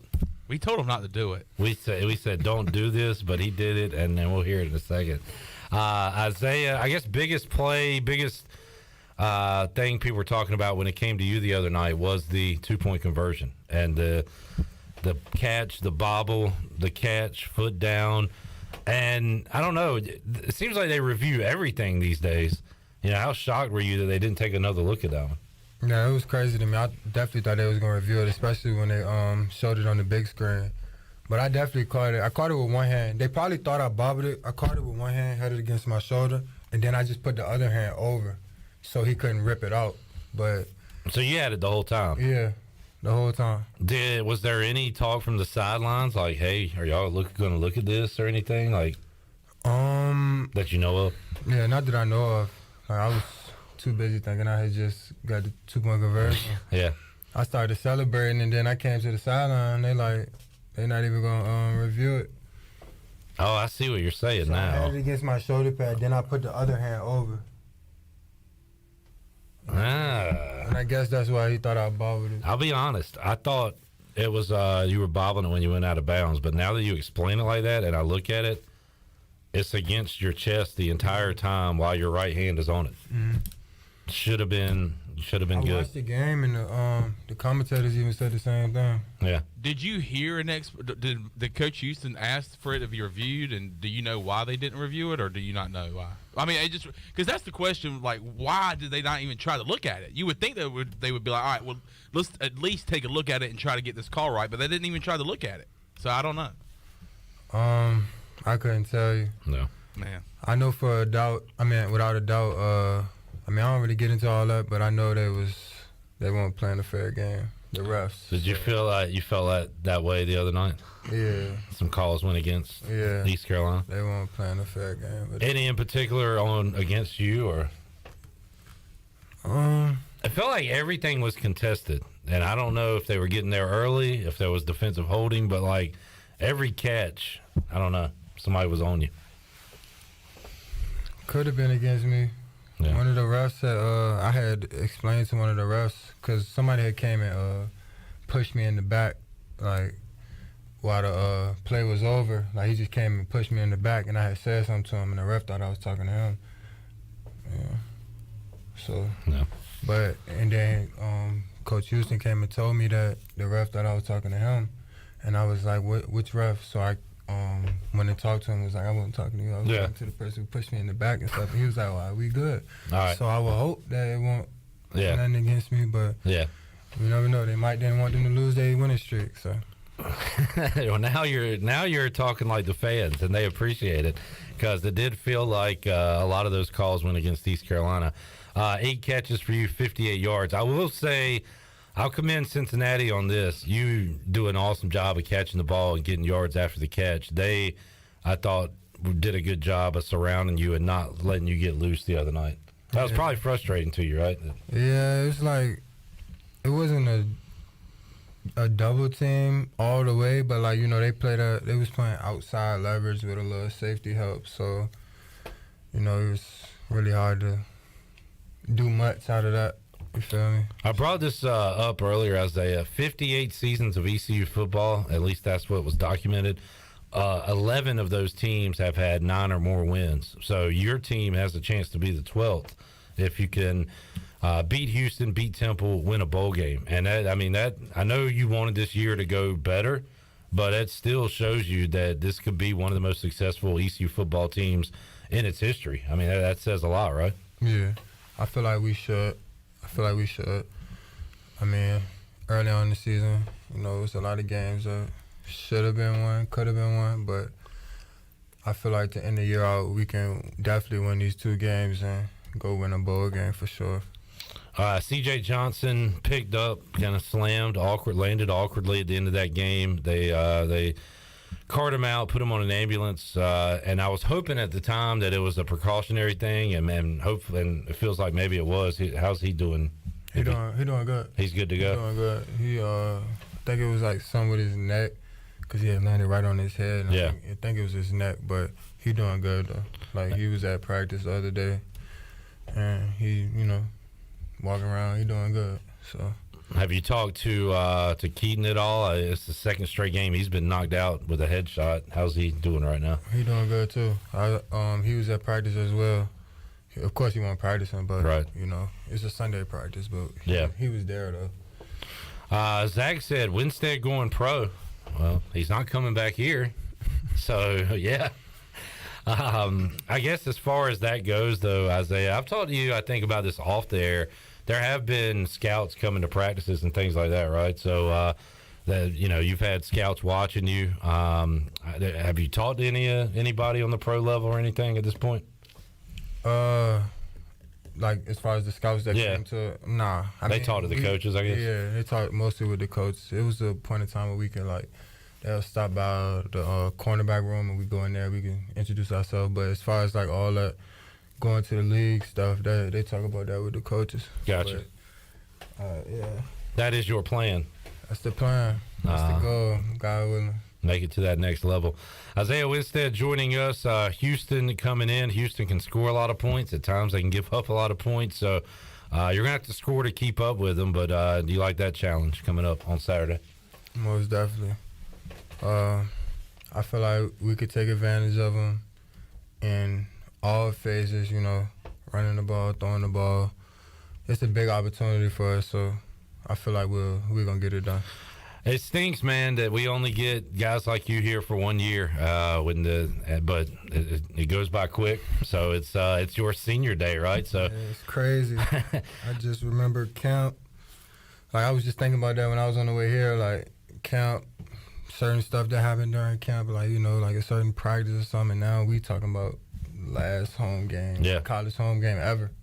That's crazy. You've always been very businesslike. Like you have a goal to make it to the NFL. Part of that goal is coming here, playing with Holton Ahlers, playing at East Carolina. But I don't know, has it turned into more of a family maybe than you thought it was? Or, you know, how will you look back at your time here at East Carolina? Yeah, it definitely has. Like, same thing happened like at every school I've been to. Norfolk State coming out of high school, Toledo. I always go in it as like, you know, it's just business. You don't really plan on it, but you're going to make friendships and brotherhoods, like just off, you know, you're with them every day more than anybody else. Like camp, you're with them more than anybody else. You barely get any time at home. So, like, of course, it definitely has turned into like, you know, more family, and it's still, you know, business, but it's family. Like they're my brothers. And we appreciate you coming in here. We have fun with you. And Nathan asked, did I miss a little scary? No, Nathan, you did not. But I guess we'll go ahead and get to that. So Isaiah Winstead was here on Halloween, I guess it was. And was it like a week before? A week before, maybe. But we played the Little Scary song, "I'm a Ghost," from back in the day. And Isaiah listened to it, said it was horrible. Top 5 worst all time ever. Ever. And I thought that'd be the end of it. Like, all right, didn't like it. That's fine. You don't like everything in life. You can like some things, dislike some things. I guess Little Scary caught wind of that. And he comes from a time, Isaiah, kind of the 90s gangster rap where somebody says something, you go back at them. And you go back hard. And so... How he found out? I don't know. I don't know. I didn't tell him, Chandler. Are you a rat? It went viral. But he's also a ghost, so he's everywhere. That is true. Right. Or maybe he was watching the show. Perhaps. I heard he's a big Pirate Radio fan. Yeah. And he got some traction, and he's been in the lab. He was in the studio. Yeah. And once again, this is not us. Like, this is a little scary. Once this again, isn't me talking. I'm a big fan of yours. He said, "Here it is," and we listened to it. We were like, "You can't talk about Isaiah like that. No. That's our guy." And he was like, "Hey," he said, "if you don't play it on your radio show, then I'm gonna have to make a diss track for y'all." Right. We're like, "Man," we're like, we had to back off. We were like, "All right." So we're just going to play it. And again, people, like, gun violence is a serious thing. I think that, again, this is just art, entertainment. But this is a little scary. And his diss track to the great Pirate receiver, Isaiah Winstead. So if you want to throw them on, Isaiah, this is... Let me hear it. Here we go. Shirley, go ahead. I ain't gonna lie. That was bad. That was terrible. Top 5 worst songs I've heard. Yeah. A little scary. With my man, Dead Fred. In the building. Yo, Isaiah Winstead been talking? He been talking. Isaiah Winstead been talking? He been talking. He asked for this. Don't do it to him, Little Scary. Lord, forgive me, for I know not what I do. Do it like this right here. You ain't Moss. I'm the boss. I'm driving purple Lamborghinis like Rick Ross. Pay the cost. You done lost. You be having nightmares. You be turning and tossing and... Hey, Winstead, you gonna end up dizzy when I put 2 to the head and your face be leaking red. Ooh. Man, go back to Toledo. I got the rocket, it's in my pocket. Say the word, man. I'm dying to cock it. Hey, 11, I'm gonna send you on up to heaven.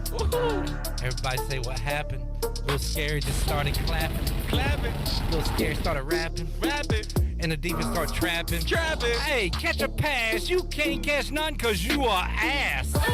Yeah. Isaiah Winstead gonna end up dead. Isaiah Winstead gonna end up dead. We send 11 on up to heaven. We send 11 on up to heaven. Yo, Isaiah. Next time you gotta say something to me, how you say it to my face. Say it to his face now. Don't be talking about it on some radio show. Say it right to my face, B. Say it to his face. Wow. Man. Again, I don't condone any of that gun violence, that kind of talk. We're fans of Isaiah, but that is a little Scary's response to you, Isaiah. And, that's how you coming? They're pretty strong, I would say. How you coming? I rock with it. He got in the lab. He did? He got in the lab. Okay. He one of the worst ever this time. All right. Okay. Little rhymes, you feel me? So you respect it? I respect it. Okay. All right. Respect it for sure. Little Scary will be happy to hear that. That'll warm his heart. Maybe he won't diss me no more. I think you might be safe now after You're saying good. that. You're off his diss list. I mean, it really came at you hard, though. Go back to Toledo. I can't catch. Yeah. You ain't Moss. Hey, open it up. Yeah, that's you how he ain't opened Moss. That was strong right there. As the beat drop. Get sent to heaven. Yeah. 2 shots to the head. Yeah, Like, that's good different. God. Josh says, "Damn, a little scary. Didn't have to do my man like that." He turned up. I ain't gonna lie. All right. So Isaiah is Salute. Little scary. Salute. A little scary. Who thought that we would have this kind of conclusion to the chapter? But man, that's good stuff. Have you ever had a rap song wrote about you, Isaiah? It's got to be a first, right? Yeah. All right. Different. I respect it though. All right. Hell, let me get in that live though. Hey! Uh-oh. Yeah. I say, Hey. that Isaiah, when you make it to the NFL, you know, Pirates always have a chip on their shoulder, right? Mm-hmm. Okay, so you make it to the NFL, and they talking about, oh, I don't think Isaiah Winstead's gonna, you know, he can't hack it. He's not gonna be a good receiver. He's not gonna be, you know, WR1 on any team. I say go back and keep that track. Yeah. And play it. Yep. Yeah. Yep. Motivation. To use it as motivation. Yeah. Most def. I think when you put your headset on for Houston this week, that's the first thing you should listen to while catching balls. I mean, I think so. I wonder what Isaiah's listening to out there. Yeah. A little scary. Send me that track, man. How y'all get it though? It's He weird, sent it man. to us. Because he's in a different universe. It's a different kind of email. It's like Umail. It's a weird thing. I can't even explain it. Yeah. I can't explain It's it. Gmail, Like, y'all pretty ghost mail. cool with that man. I would say we got a relationship. Like again, I don't want to cross. He goes way back to the I mean, Clips yeah, Homework show. they go way. How would way you think back. of Dead Fred? His backup The man. ad lib. Who that was though? Oh, that was the guy that was repeating everything. It was Little Dead Little Fred. Scary said. It sounded like some country boy. It was but I- Sound like somebody I know, but It was Dead Fred. All right, well, Isaiah, anytime you want to come in here and we'll play a beat and you can put down some stuff. definitely. I'd love to hear you go back at him. All right, well, I think that's the end of the chapter because I mean, I would say if Lil Scary didn't respect you, he would have just let it be. But I Yep. think he respects you, which is why he came out with that. You know what I'm saying? Yeah. Kind of a mutual respect type The situation. beef has been squashed. Yeah. All right, look, sure. people can learn. What a happy ending. I know, man. This is how grown men handle business. One makes a diss track with gun sounds, and the other one salutes them. Yeah, that's how you. disrespect. That's how you handle I business. don't know, folks. beef a little scary, man. All right, Isaiah, good stuff. So, are you gonna have anybody in town for Senior Day? You gonna celebrate? I probably got like 20-some tickets already. Awesome.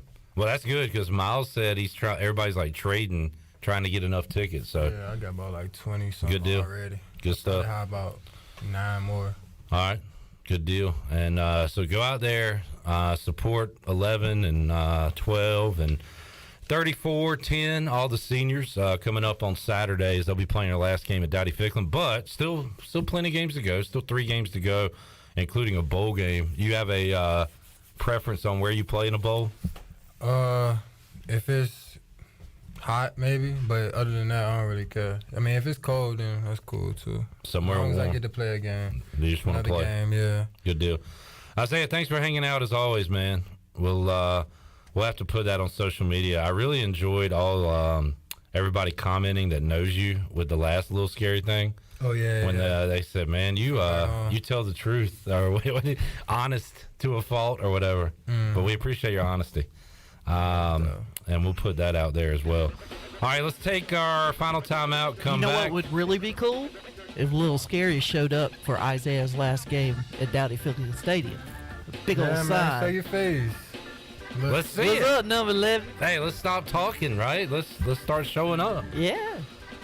I mean, you know, dude can travel.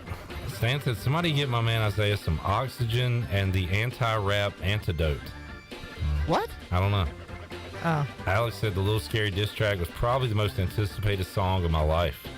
Yeah, I mean, people were excited about it. Hey, look, it rivals that of when the Thriller video came out on MTV and everybody was talking about it and everybody wanted to tune in and see what this Thriller video was about back in the day. Yeah, April I equate says- it to that. April says it's quality radio, so she enjoyed. I want to go back and look at Isaiah's face during the play. Oh, of no, that it was song. great. I was watching it in here. It was great. All right, Isaiah, you're the man. Thanks for joining us, dude. Appreciate it, man. I'll take our final break. Come back. Get ready to wrap it up after this.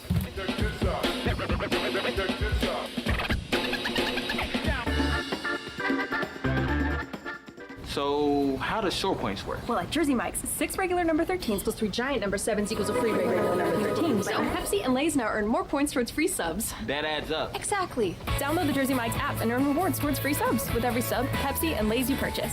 So how does short points work? Well, at Jersey Mike's, 6 regular number 13s plus 3 giant number 7s equals a free regular number 13. So Pepsi and Lay's now earn more points towards free subs. That adds up. Exactly. Download the Jersey Mike's app and earn rewards towards free subs with every sub, Pepsi, and Lay's you purchase.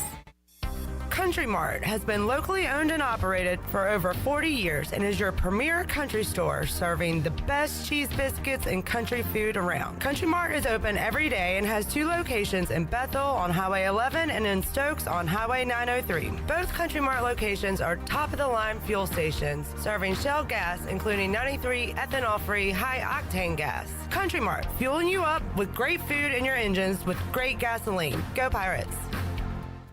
East Carolina Chrysler Dodge Jeep invites you to come and see their great selection of new cars, trucks, and Jeeps. New inventory is arriving every week in November, and 2022 models come with big rebates and great financing offers. It's the Black Friday sales event going on all month at East Carolina Chrysler Dodge Jeep in Greenville. Get 1.9% for 60 months plus $4,500 off on a new 2022 Ram 1500 Crew Cab. Get 2.9% for 72 months plus $1,500 bonus cash on a new 2022 Wagoneer. The 2022 Jeep Gladiator comes with $1,750 in rebates on all trims. And buy a new 2022 Jeep Compass with 2.9% financing for 60 months plus a $1,500 rebate. East Carolina Chrysler Dodge Jeep, across from the Craftmill in Greenville. Come see us! All offers do not include tags, and $7.99 admin fee. Customers must qualify for all applicable rebates and subject to credit approval for all APR offers. See dealer for details.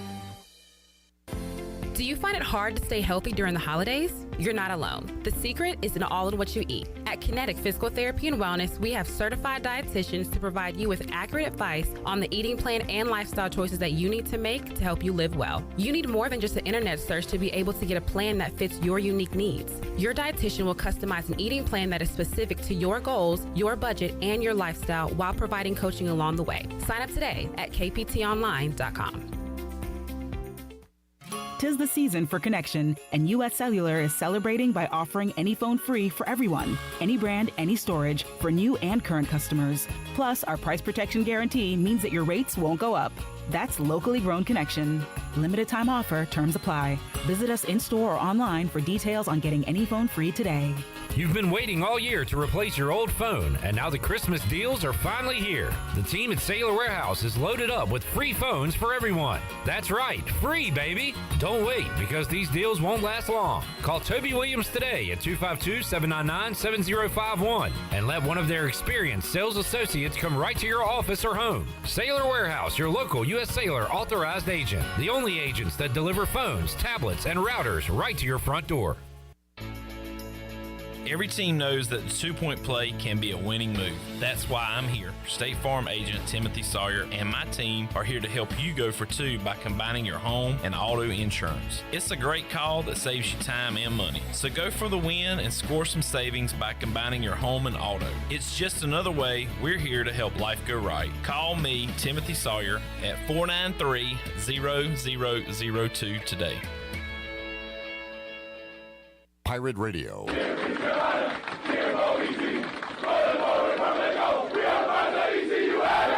voice of the Pirate Nation.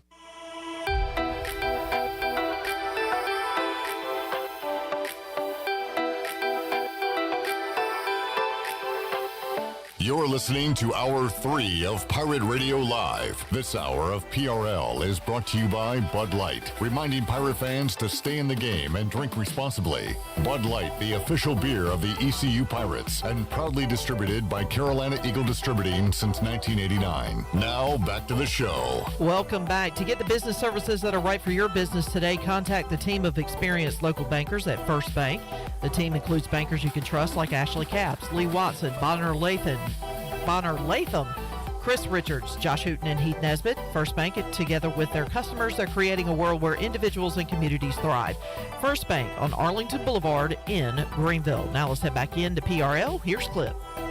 Back with you. Pirate Radio Live. We got a couple minutes Can we hit the Isaiah diss track one more time? Sure. Hold on. Let me pull it back up here. And again, pretty poor timing for what's happening in the real world today.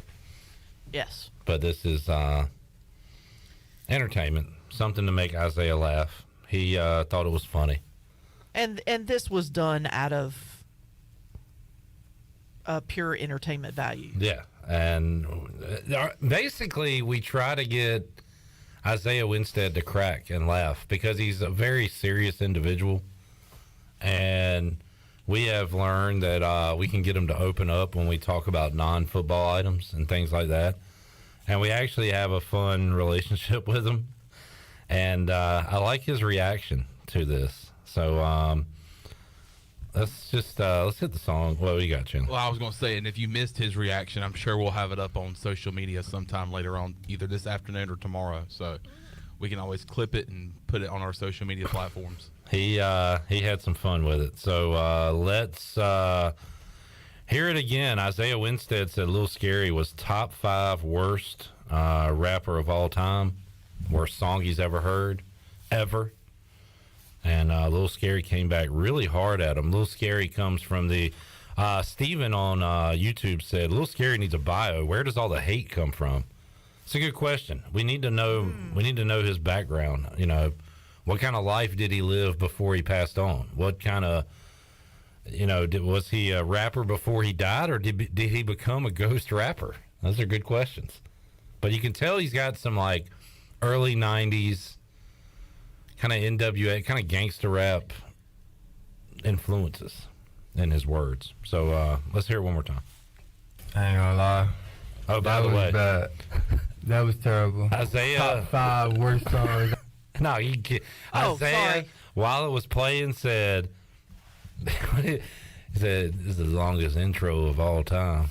he was already dissing the diss track before it even started. Okay. Anyway, Right, let's start it again. Okay, here we go. I ain't gonna lie. That was bad. That was terrible. Top 5 worst songs I done heard. Yeah. A little scary. With my man Dead Fred in the building. Yo, Isaiah Winstead been talking? He been talking. Isaiah Winstead been talking? He been talking. He asked for this. Don't do it to him, Lil Scary. Lord, forgive me, for I know not what I do. Do it like this right here. You ain't Moss. I'm the boss. I'm driving purple Lamborghinis like Rick Ross. Like Rick Ross. Pay the cost. Pay the cost. You done lost. You done lost. You be having nightmares. You be turning and tossing and hey, Winstead, you gonna end up dizzy when I put 2 to the head and your face be leaking red. Ooh. Man, go back to Toledo. I got the rocket, it's in my pocket. Say the word, man. I'm dying to cock it. Hey, 11, I'm gonna send you on up to heaven. Everybody say what happened. Lil Scary just started clapping. Lil Scary started rapping. And the defense start trapping. Hey, catch a pass. You can't catch none cause you are ass. Yeah. Isaiah Winstead gon' end up dead. Isaiah Winstead gon' end up dead. We send 11 on up to heaven. We send 11 on up to heaven. Yo, Isaiah. Next time you guys say something to me, that's how you say it to my face. Say it to his face now.